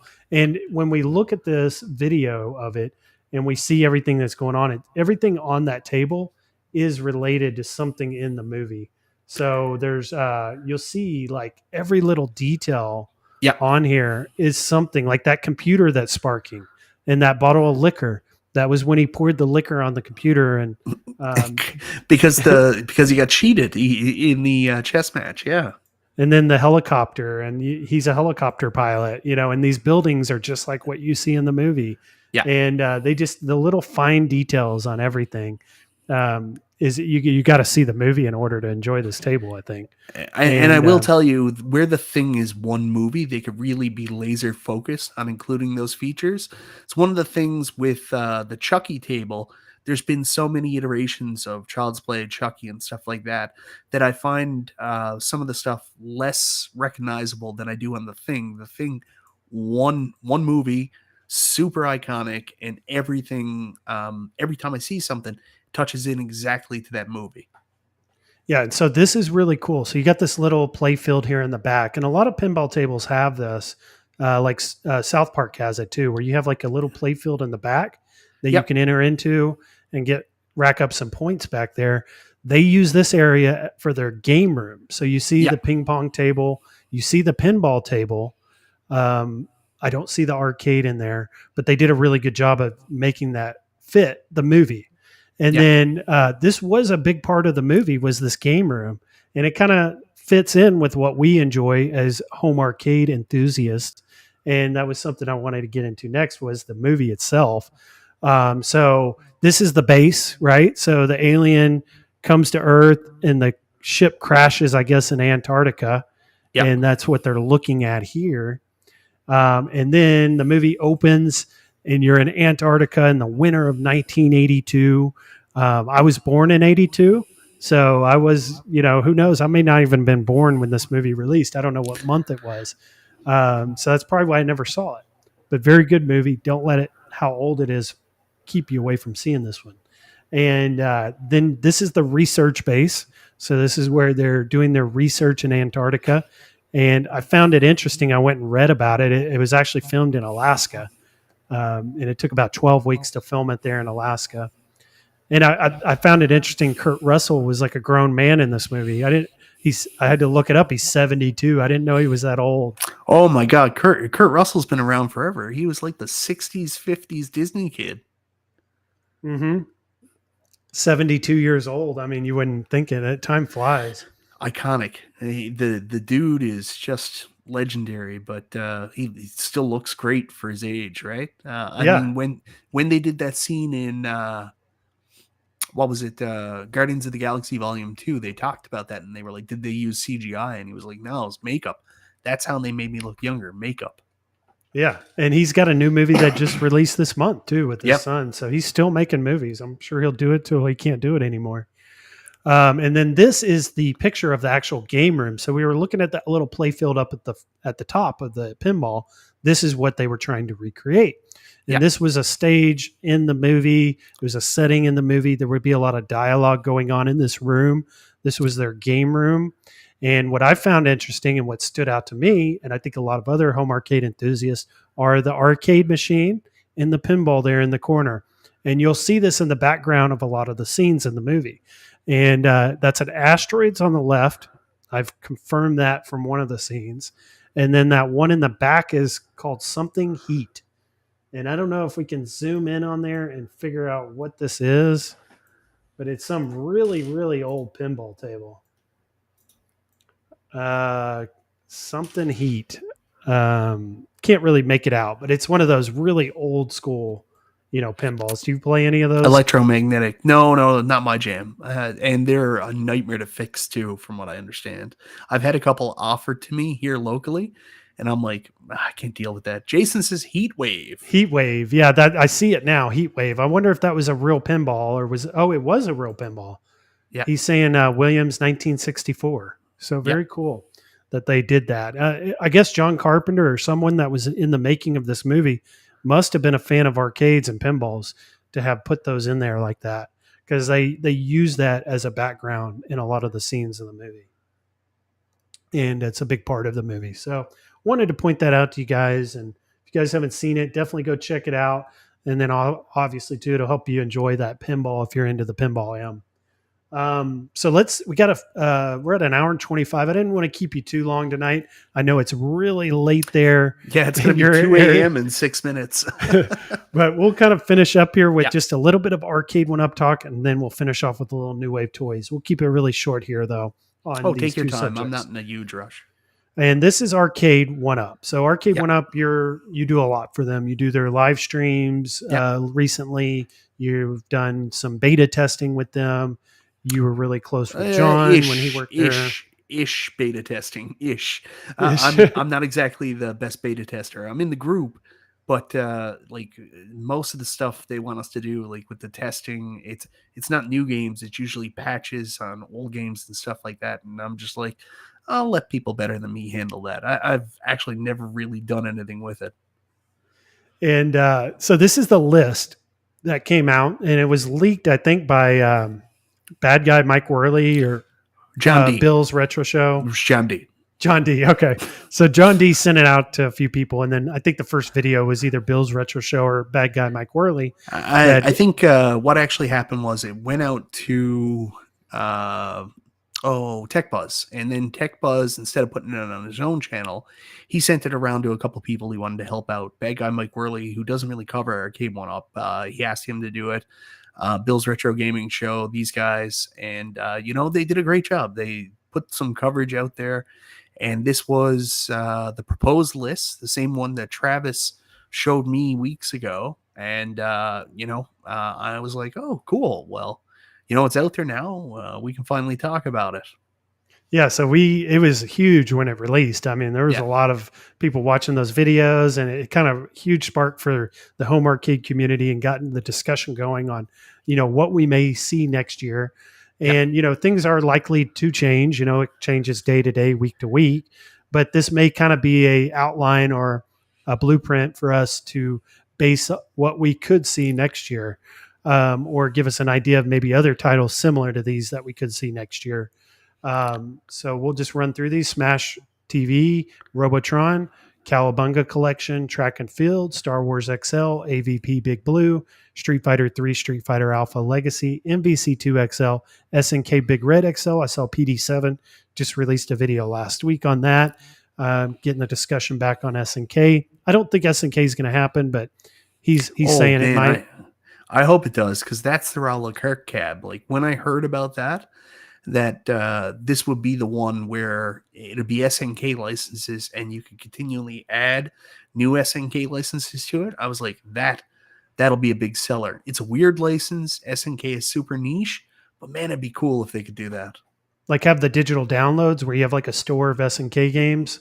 You can just download whichever ones you want because have storage on it.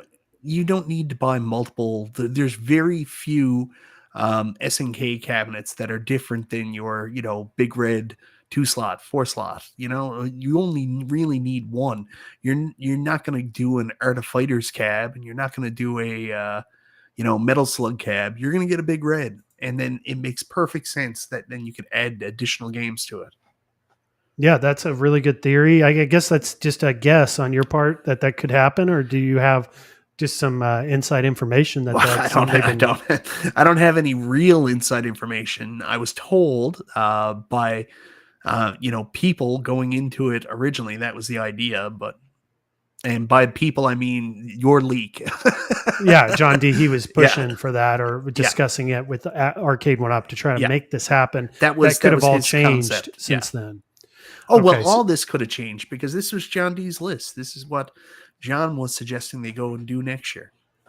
Now, some of these I've learned could be kind of far along in the progression or the process of making these and releasing them. Some of these probably were just on the drawing board. They never even started making them.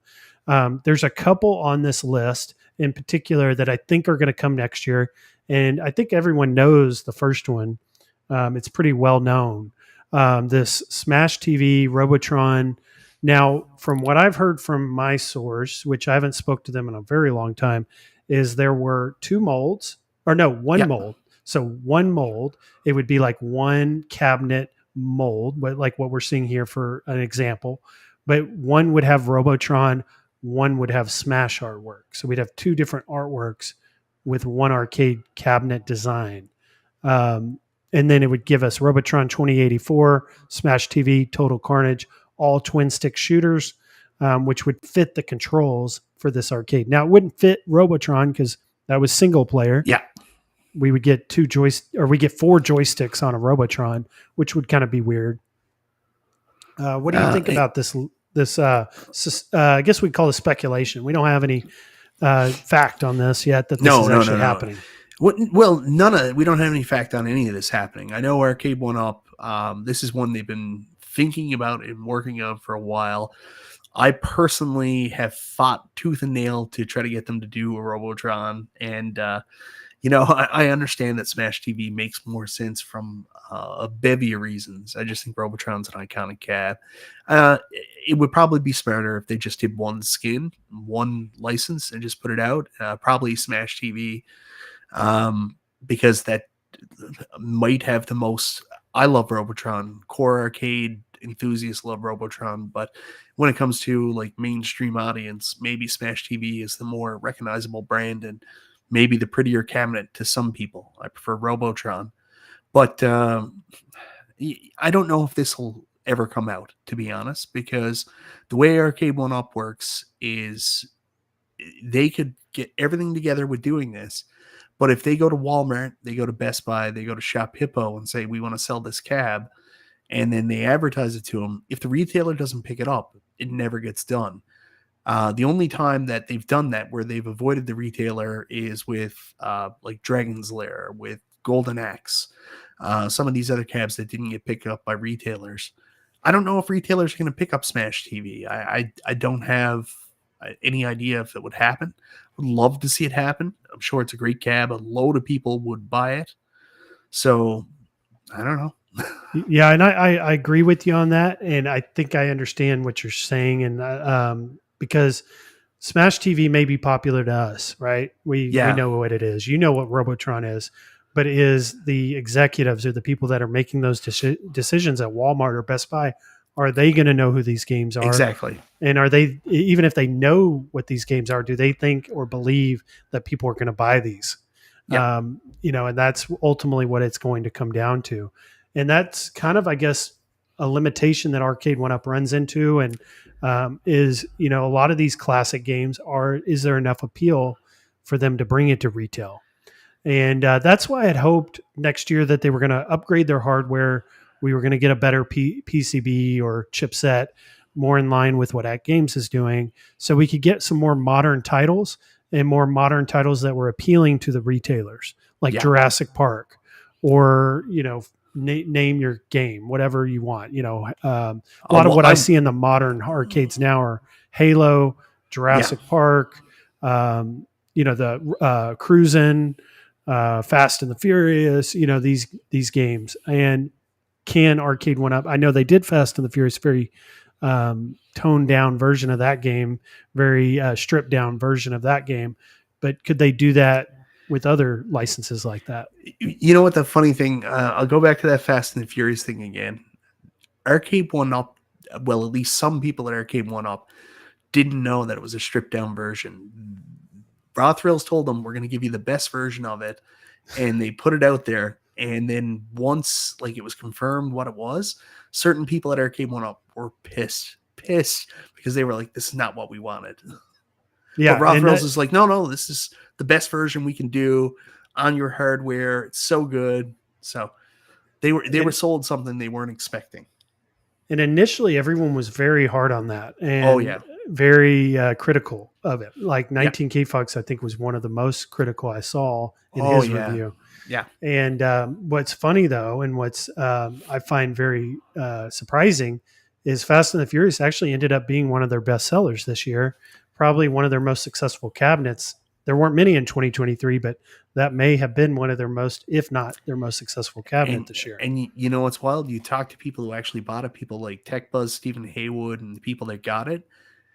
They're not complaining. They really like it. Like honestly, the only person who bought it who seems to really dislike it is 19K Fox. Most of the other people are like, "This is awesome.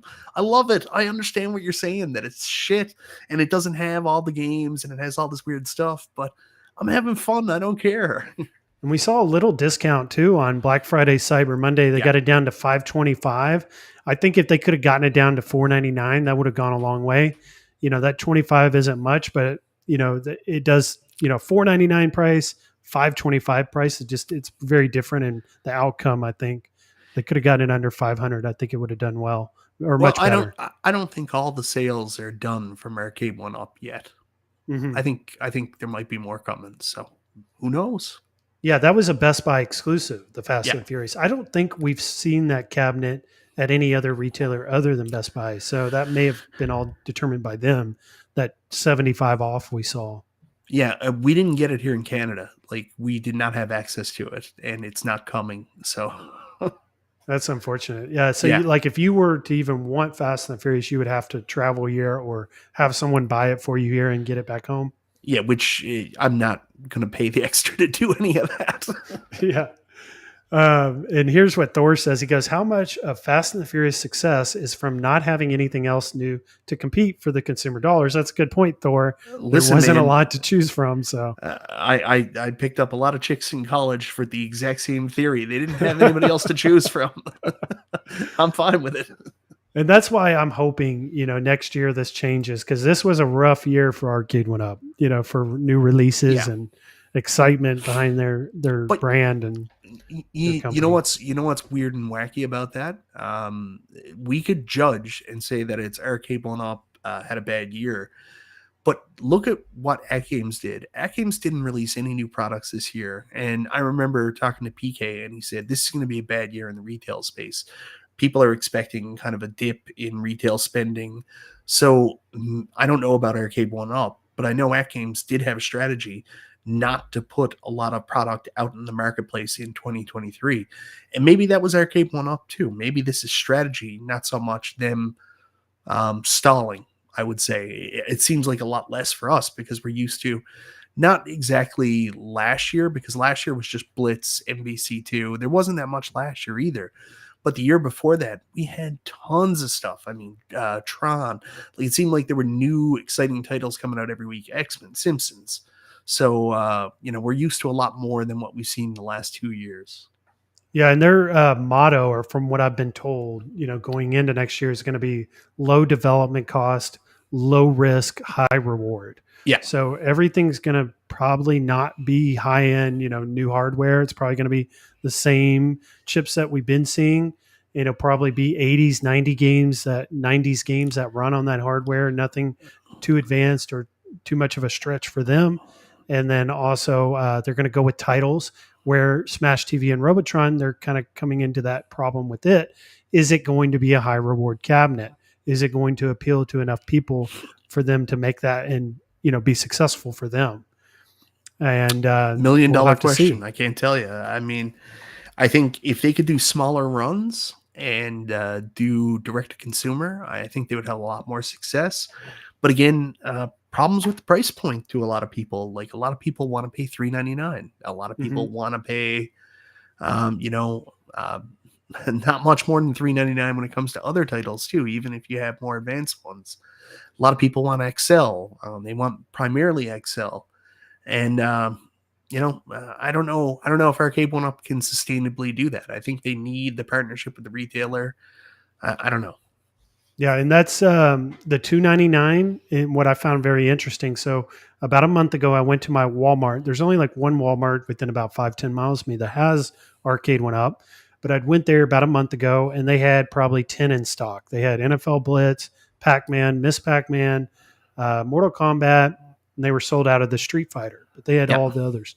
And then I went last weekend, right before Black Friday or right Black Friday weekend, and right before Cyber Monday, and they were all gone, all sold. So, those were $2.99, $2.50 maybe. They may have clearanced out the Blitz, and they sold those. So I think that's their sweet spot, is that $2.99 or less. And I see them focusing on that because during Black Friday, they heavily focused with promoting with Walmart and getting those classic line cabinets out at $2.50 and getting your big buck world out at $2.99. Now, you don't get a riser, you don't get a lit marquee, but you can get those things later, on your own time. Hey, you don't get a lit marquee with the expensive one either. Yeah. Oh, yeah. With the big buck world or the big buck Yeah. hunter, you don't get a lit marquee with it no matter what. So you're really just losing out on the riser, which you can get for $59. Also, I've noticed a lot of the Arcade1ups, even with the riser, are too small. So you got to go to buy stuff and get a booster.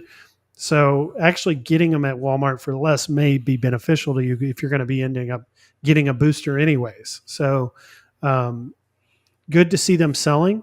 Not so good for us that want the new, bigger titles, but good to see that they're selling some of that at Walmart this year.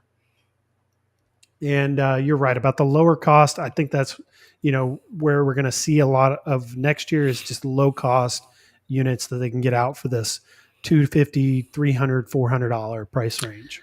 Yeah, I mean, if they can get the price in check, and get it a little bit closer to where it was pre-pandemic, I mean, I think there's a lot of hope.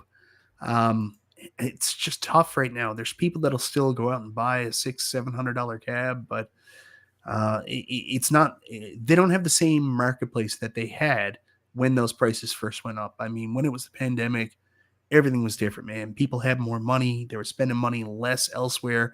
Like me with kids, I will tell you right now, not having like swim lessons, 17 million birthdays, all this extra stuff. I had so much more money than I have right now. It's all gone. It's all gone to foolishness. And two, on that point, as we buy more and more of these, it's going to take more and more to impress us. Yeah. That you have that initial Arcade1up. It wasn't going to take much because it was new to us. You buy the second, third one, maybe a little bit more. You're expecting a little bit more. But over years, like we've been doing this for 3 or 4 years, 5 years maybe now, it's, our expectations are very high now. Let's get down to brass tacks on this here, Daniel. I will tell you the truth. All it will really take for me to be excited is if they make it into an XL. Like if they came out tomorrow and they were like, "We got Street Fighter 2 in XL," I'd be like, "Woo! Sign me up! Love those that XLs." would be huge. Everyone wants the XL. These 3/4 scale that I have behind me, these original, like this Marvel superheroes, these things are so tiny now compared to what I'm starting to see with my ALU and how big it is. That just going back to these now, it's very difficult to play them because they're so small. An XL would be, I think, the route to go. A lot of people out there are begging and pleading Arcade1up to make all XLs, just get rid of the deluxe altogether. See, I understand all sides of the equation there. You can't do that because there's people out there that, as much as I want like XLs, I also understand that there's people out there that didn't, have to get rid of their arcade like I do. They've got an arcade at 40 3/4 scale. They like that size. They like that format. They want machines that fit that. So they still want those. So I get it. Like they got to make everybody happy, right? Mm-hmm. Yeah, and getting rid of the deluxe or getting rid of the classic line probably won't ever happen. We just want them to focus on the XL and divert their attention and dollars and marketing and all that to the XL, which probably isn't going to happen. Probably not. And make them available here in Canada. Yeah. Hey. Canada would be huge. I mean, you're always talking about how you're limited on what you can get there in Canada. Well, it's really only been like the beginning of Arcade1up. Then we got a really good spot for a while, but the last couple of years, I guess, where they've had some retailer block up, like the stores haven't been able to move out everything they brought in. There's been less coming in, so it's been a little bit tougher. And the XLs, where they're a club thing, they're going to Costco exclusively. We don't always get the same stock that US Costco does here in Canada. So like I never ever got a review product from Arcade1up before. Not really.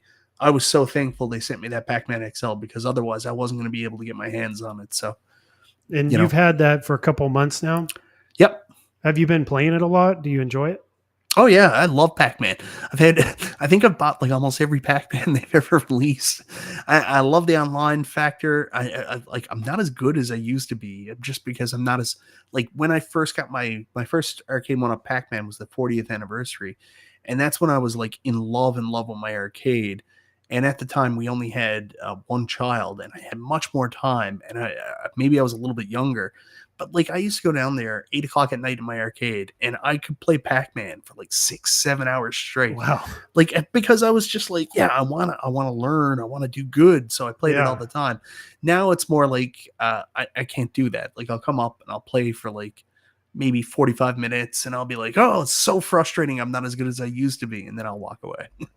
Yeah, I play my Miss Pac-Man. I have the black Miss Pac-Man, and I'll play it. But now that the slanted screen is out, and definitely the XL, it's really hard for me to go back to that. I really want that slanted screen now. And I got to see the Pac-Man XL when I was in Cleveland. 19K Fox had one at that house. So I got to stand right up next to it, play it in person, and I didn't feel like it was an Arcade1up. It was so much bigger.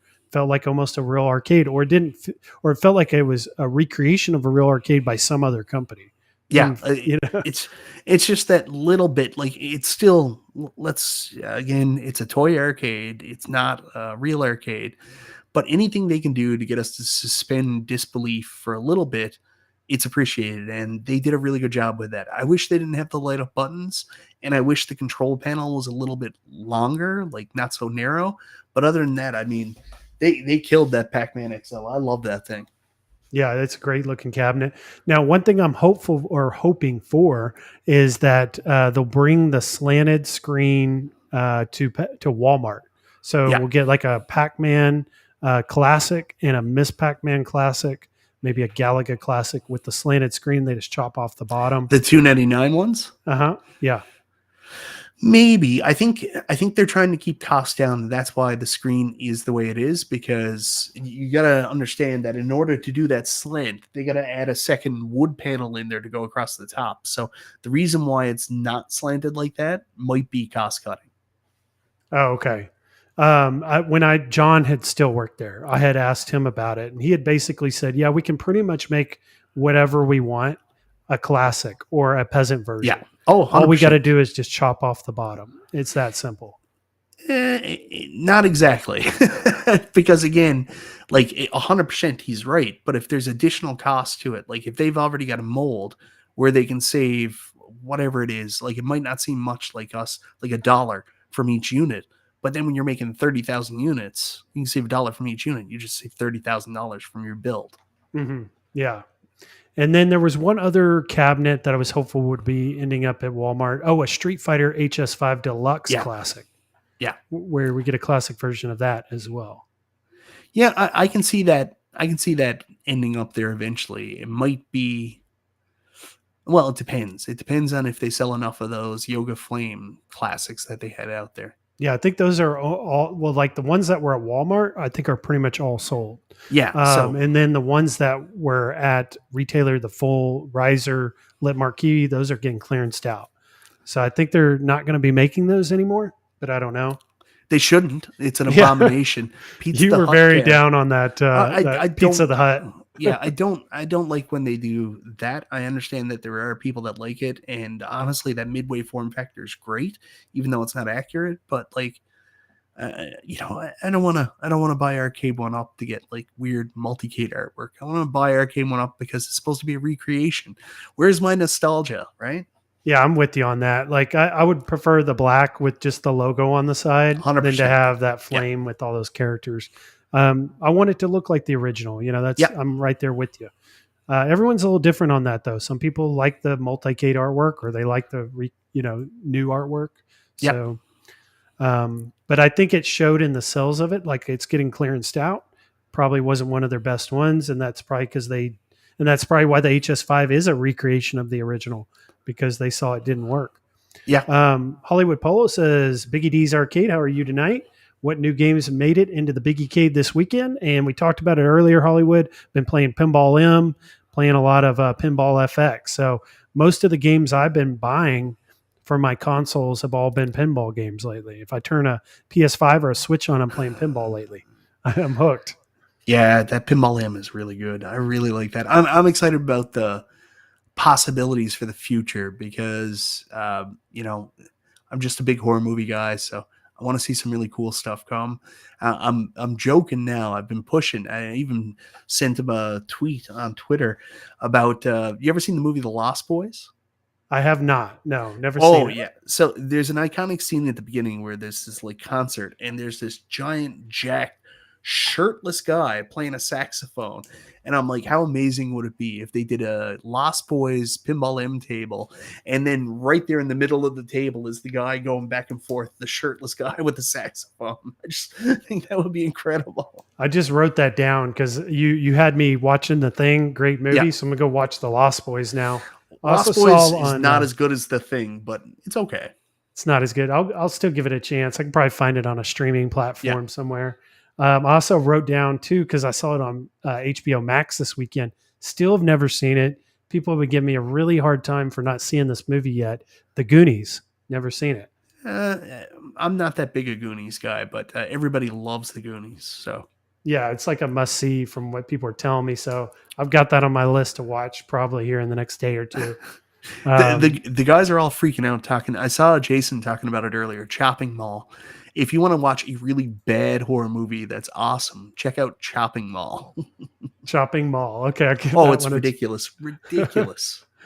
sounds like one of those far out crazy movies, that you Oh, probably it's the stupidest thing you've ever seen, but it's also awesome. It's about basically a mall hires these secure AI security robots to oversee mall security, and basically a group of young adults decide to have a party inside the mall after hours, and the mall robots AI security, of course, yeah, goes nuts. So you know what you're getting there.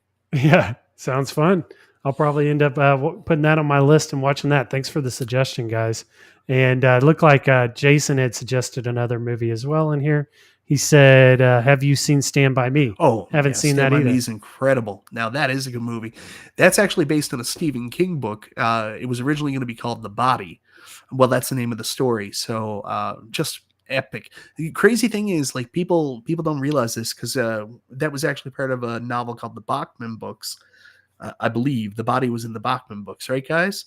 And like he wrote some really crazy stuff, like Shawshank Redemption. That's a Stephen King story.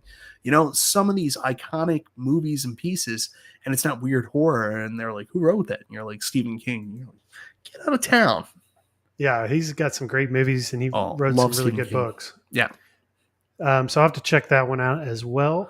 One other Arcade1up topic here, just to kind of finish off real quick, is this AVP leak that we Yeah. saw. And this was big news here just a few weeks ago before the 4K news started really ramping up. What are your thoughts on this AVP cabinet that may or may not be coming next year? I like it and I don't like it. I mean, obviously, what they did with the side art is what they did with the side art for X-Men versus Street Fighter, where the original had just like a little panel sticker that would go on the cab, and what they did here is they stretched it out to make it the full size of the cabinet instead of just being the little square sticker onto the cabinet. Same thing they did with Marvel superhero side art as well. The marquee looks great, like big giant marquee, big blue, 3-player. No stupid art on the front. There's actually a coin door, so uh, in terms of aesthetics, I think it looks really good. I know 19K Fox is super happy. Here's what I really like about it. I've said for a while, I would love to see them do a Capcom game that's not Street Fighter. I want to see something that's just, like a beat 'em up. Mm-hmm. So that's what they're basically doing with this. They have an opportunity to do like a cab with some of Capcom's best beat 'em ups, adventure games, shmups, and not have it tied into a fighting series. So I like that. And again, it's Alien versus Predator. Maybe that's a big enough name to get it past the retailers, to get some mass media appeal. So, hopefully it happens. I've seen some good and some bad from it in terms of the community. Like a lot of people are like, oh, Alien versus Predator is not that good a game. Well, if you don't like beat 'em ups, you're not going to like it anyways. I really like beat 'em ups. I like just tuning myself out for an hour and playing through them. So I hope it gets done. We'll see. Yeah, so this one I'm excited about. Now the games list, it only had like 10 games on that list. Felt Yeah. like there was, some choices they could have probably thought of better choices for that. But I don't think we're going to end with 10 games. Most of theirs are 14 games now. So I'm hopeful and speculating that we're going to get 4 more on there before it's all said and done.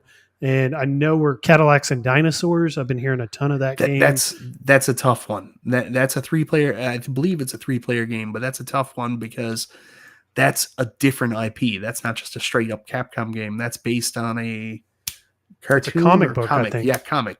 So there's different IP licensor rights involved with that as well. So that's why that one's not so easy to get thrown on there.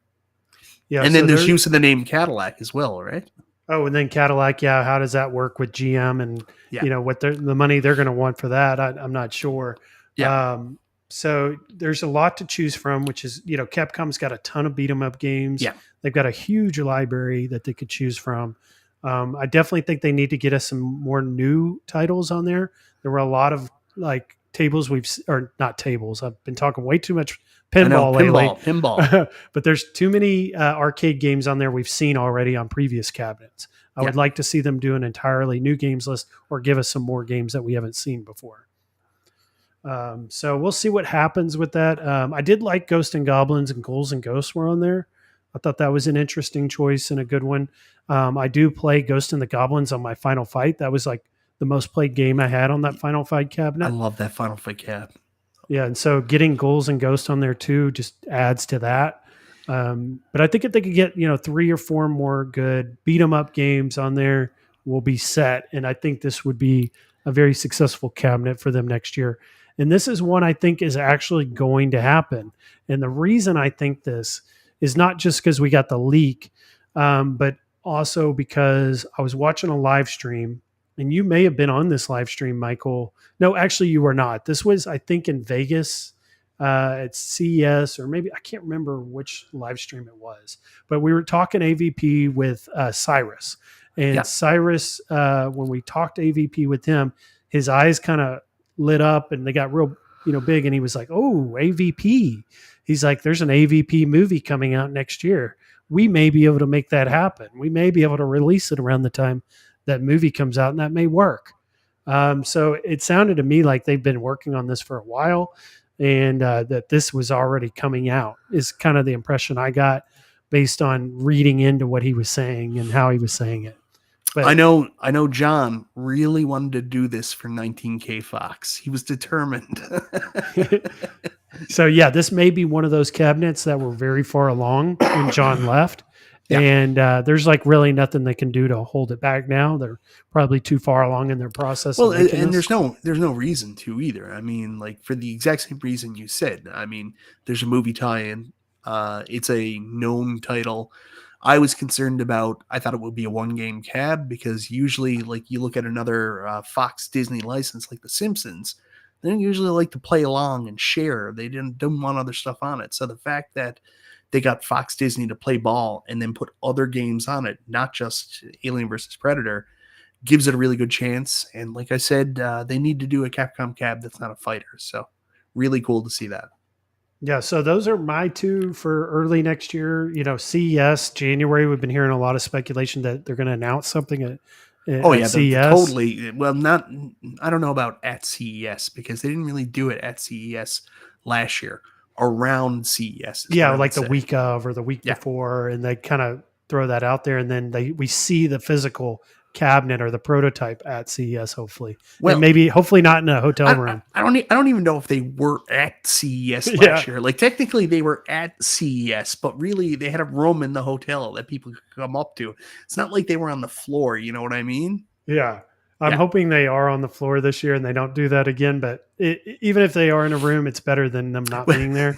Can you imagine like how funny it would be? It was like Arcade1up is at CES. Where to? Well, we're in the parking lot at the Denny's across the road. Come into our trailer and look at it in the trailer in the parking lot. They used to have the trailer. The trailer was the magic place back in the day because that's where they had all their prototypes of things they were thinking about doing.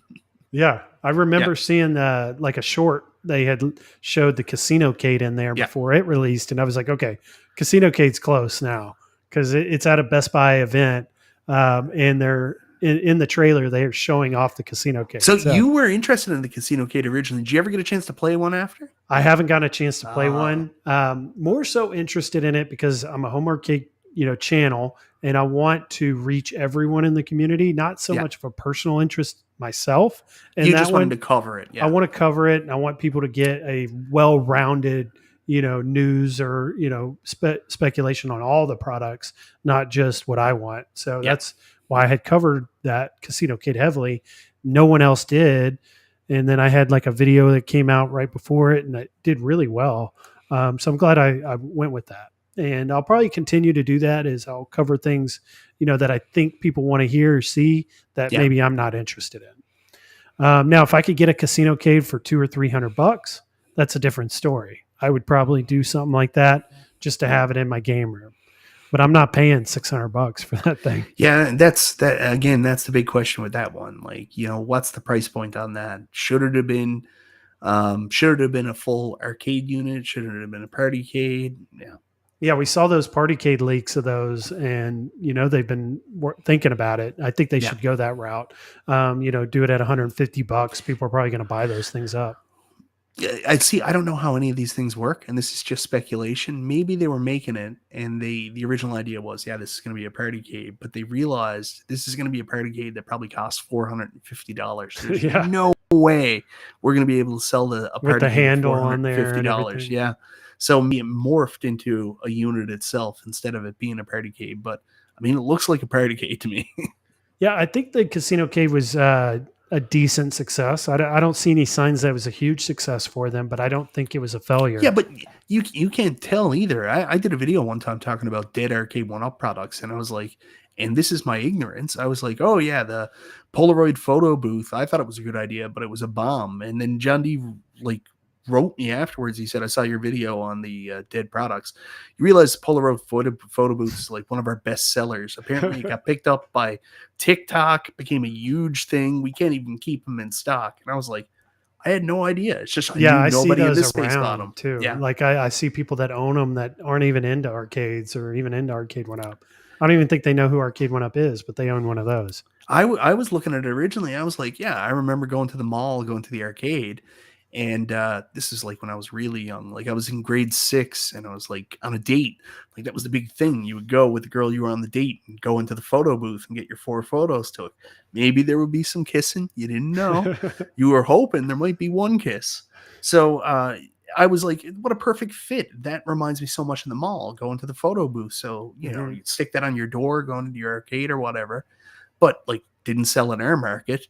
But then TikTok, which I don't understand because I'm 185 years old, TikTok made it become a huge success. It blew up. People were bringing them to weddings and shit.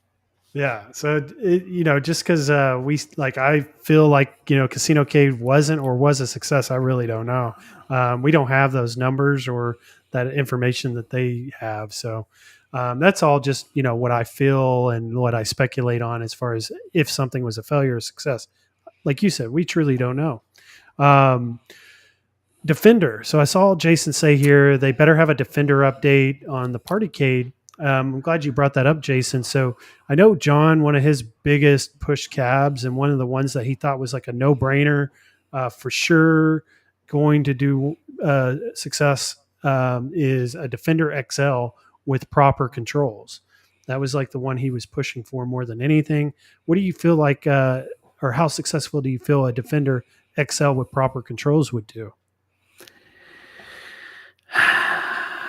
I want it so bad. I hope that it happens. I've said it. It's one of the problems with the multicades is they did that Defender skin over the Mortal Kombat cab, and I mean, like, still, like, that sucks. That's you get the skin, but it's insulting because the control panel sucks. Yeah. I really want them to do a Defender with the proper control scheme layout, and I mean that Defender Partycade with the games lineup, everything it had is just straight fire. So, I mean, I would love to see a deluxe, an XL, something like that get made. I think it would do well. But again, Defender is a really popular old arcade game. How exciting, interesting is it to retailers? I don't know. Right. Yeah, they're going to run into that a lot with these classic arcade This games. is what we saw for years. The boom allowed them to get more stuff out into the retailers because they had more what's the word, collateral. They had more that's probably not the right word, but they had more leverage because they were like, we're Arcade1up. We sold all these units last year. Trust us on this. But now we're back to the point where the retailers got warehouses full of these cabs and they're having trouble moving them. So when Arcade1up walks up and goes, hey, we're going to sell you a Defender, they're just like, a little less sure about that than I was 2 years ago. Yeah. So we'll see. I did see Cornercade. He's been speculating a lot on a Golden Tee Deluxe. I think that's a pretty good bet on Oh, that. that's that. As long as they're still working with incredible technologies, as long as they have a relationship, yeah, I mean that's a slam dunk. They make golden tees, they sell golden tees. There's always going to be a market for it. And they truly didn't give it what it deserved, which was a good screen in that XL. Oh So no. they've got to make it up to us on the deluxe if they do it. Give us that. Give us the full package. And so that's probably likely or may happen next year. So we'll transition to finish out the stream, guys, with a little bit of New Wave toys. I don't know if you watched any of my streams lately, Mike, but New Wave Toys had sent me out a couple of review units. They Hey, sent me out congratulations. a new Coke, Yep. and then they sent me out a Ghost and the Goblins. Yep. And the reason that they did is I had reached out to them, said, I've got this channel. We got 1,000 subscribers. We do live streams every Sunday. 30, 40 people watch live. We get like 300-400 views over the week. Would you guys be interested in sending a couple review units to me? Also, I want to give one away in a giveaway.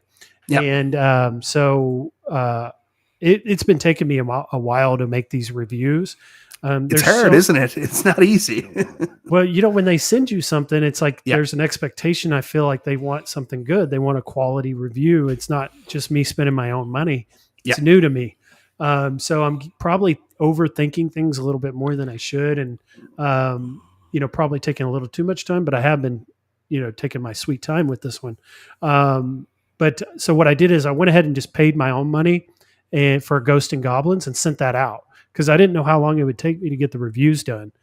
Carl O won the Ghost and Goblins. Hey, he's pretty happy with his. And do you own both of these, or did you get these? I don't have new Coke. I've got the Coke Classic. They sent that to me, and I got a Ghosts and Goblins as well. I think both cabs are incredible. Love the new CRT filter. Ghosts and Goblins looks amazing. Like the extra mile they went to put you can add the coin in is cool. I will never use that to coin in because it's so hard to get the coin actually in the slot. But awesome job. It sucks that the controls are a little screwed up because it doesn't have the right gate for Ghosts and Goblins. But other than that, again, it's an excellent quality product. Everything looks good. Screen looks good. They killed it. Yeah, the coin op function, having those little micro mini coins that you can put in there, and it actually it's just like a real coin. It turns the game and starts the game. Let's call a spade here. People are mostly buying these because they're just decorations. They're art that are very super authentic replications of the real arcade, and you can do the stuff with it. Like the Coke machine, that's what it is. You're never going to use it probably to really store Coke. It's just a really cool little decoration, and that's what these arcades are too. And the extra steps they go to add in the power cord, add in this, it's just so good. I love this company. It's Shiloh's birthday. I think it's today, actually, if I'm not mistaken. Is it really? Or it might have been yesterday. I can't remember exactly, but what a wild dude. And hearing his philosophy on the company and stuff like that, you really appreciate what they're doing there. Yeah, I got a chance to meet Shiloh at that house at y'all's Airbnb in Cleveland. And he is a very nice guy. And he's just like us. He's just like one of the guys. You would think like an owner of a company would, be a certain way. He's not. He is just like one of us. And and they were super nice. Like at Cleveland, showing us all the arcades there, letting us touch them. Some of them were not even supposed to be touched, but they're like, "Go ahead." Anyways, it's not a problem. Yeah, what was it? The Berserk or the Frenzy? We weren't even supposed to touch it, and everybody was trying to do the ball stuff with the skee ball, shuffle ball, the skee ball, and we weren't even supposed to be touching it. Yeah, I was over with Kong while he was filming his review for it and playing it. But yeah, the skee ball is cool. I'd like to see an air hockey. Some basketball hoops. That'd be tough. Yeah, but Shiloh's wacky. He's we can do pinball, real mechanical pinball on the 1/6 scale. And I was like, can you? Would it work exactly the same? That would be so tough. Yeah. So this is their website, guys. If you haven't checked it out already, it looks like they're doing something new this week. Now available for pre-order are these limited edition blacklight t-shirts, hoodies, and posters. Now the posters are really popular. Whenever they release these, they're sold out that same day. So they're going with that again, doing some more posters. This one's signed by Dirty Donnie. Do you know who that is? It's the artist that's actually doing the stuff. I was going to say something funny that it's just one of Shadow's random friends, but it's the actual artist. Oh, okay. The artist of the shirts and the poster. Yeah. Cool. And these shirts are new. Have they done this before? I can't. I've been following them long, so I can't remember if No, they have. I don't remember the shirts before, but I will tell you, I love like blacklight shirts. I was very lucky that a company, what was it? Into the AM reached out to me, not last year. Well, yeah, last year, beginning of last year, and sent me some shirts. And they had these like blacklight glow in the dark shirts. And man, it's so cool, especially being down in your arcade. If you have like I didn't have a black light, but I had like blue overhead lights, and it just made the greens and everything pop. So Uh-huh. it's like having arcade carpet on you. You're living with arcade carpet on you. So really cool. If you do have like some kind of home arcade, like this is the kind of shit you want to be wearing down there. Yeah, I'm interested in getting one of these. A little pricey at $30, but I think it's Yeah. worth it. And then you're sporting them too as well. They've also got the new hoodie coming out as well. So if you're getting ready for the cold weather up there up north, get yourself a hoodie.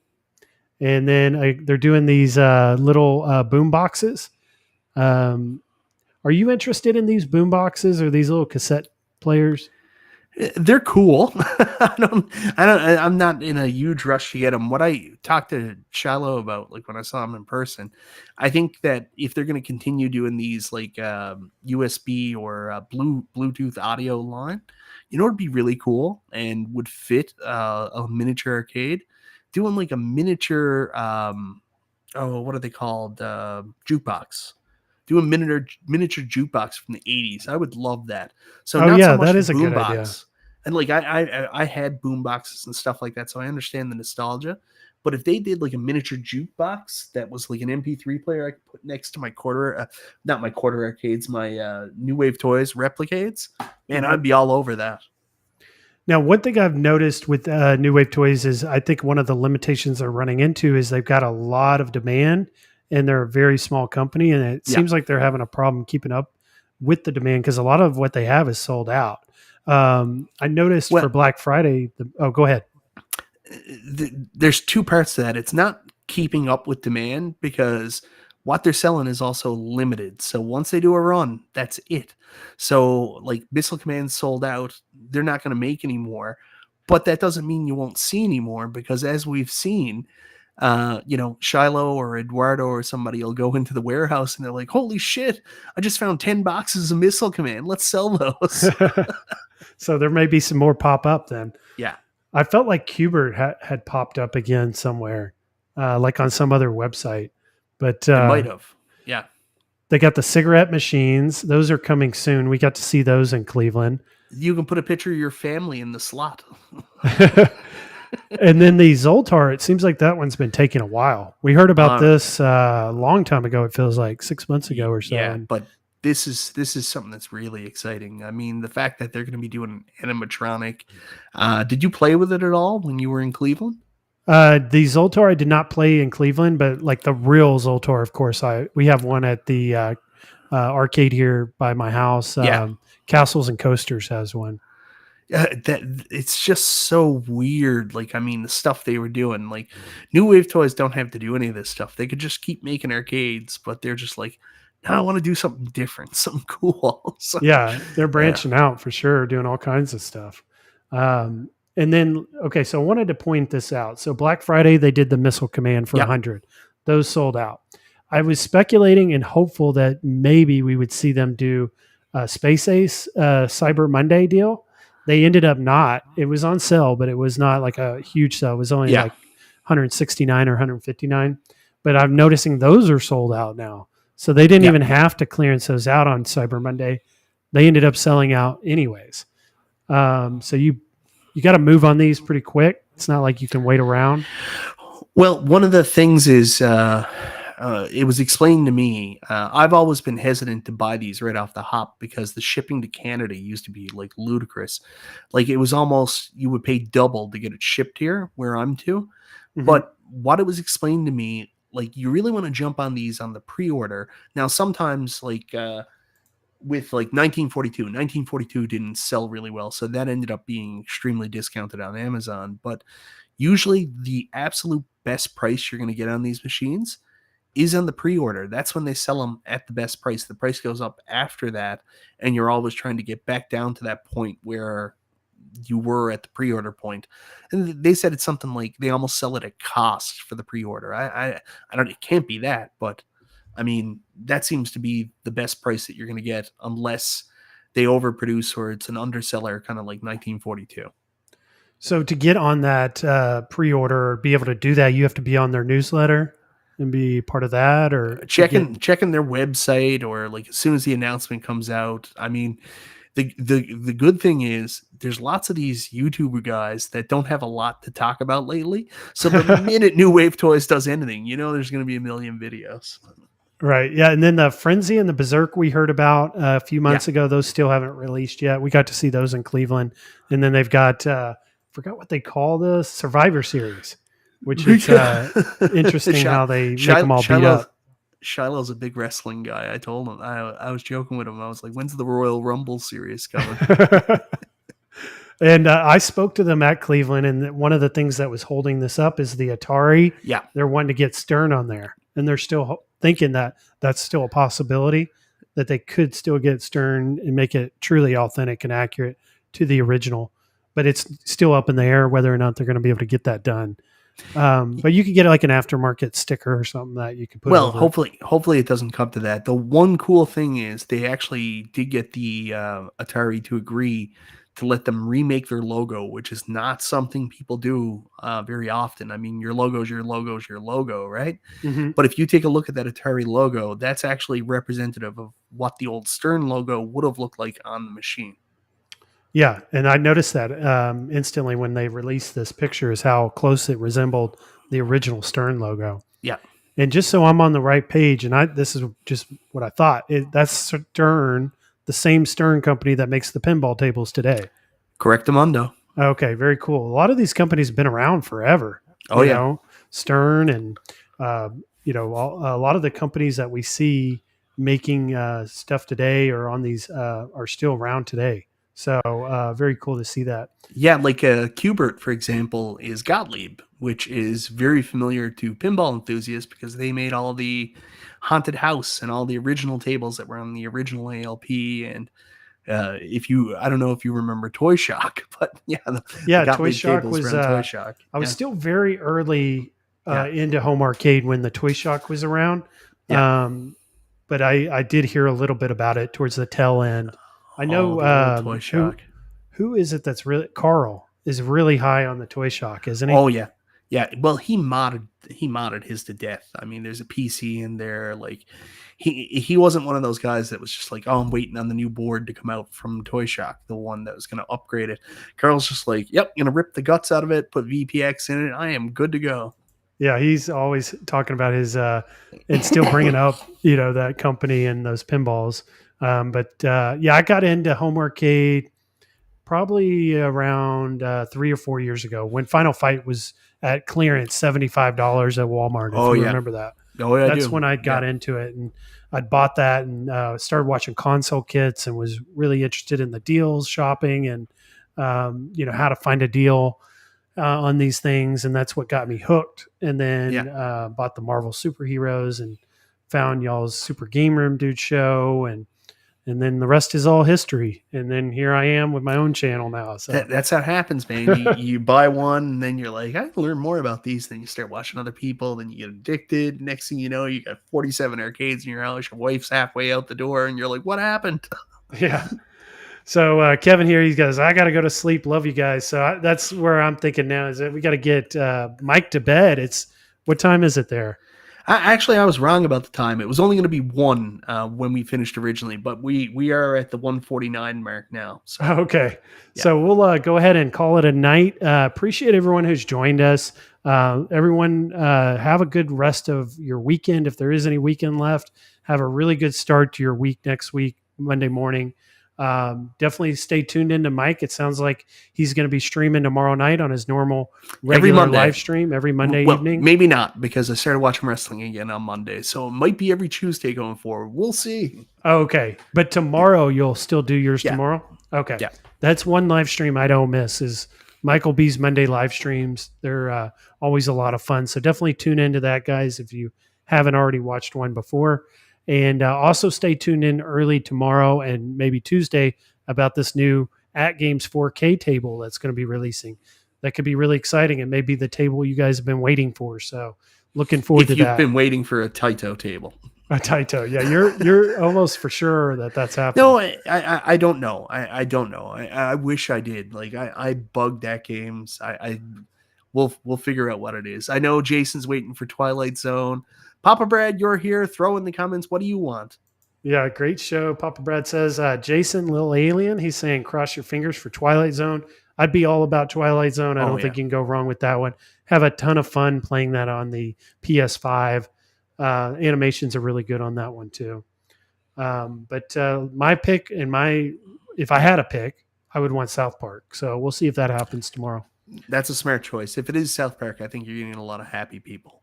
Yeah, anything on that list, and like you said, anything of their in-house tables they've made could be possibly coming. So we'll find out. But you guys have a good one, and I'll see everyone in the next one. Bye-bye. And then I've got a outro here.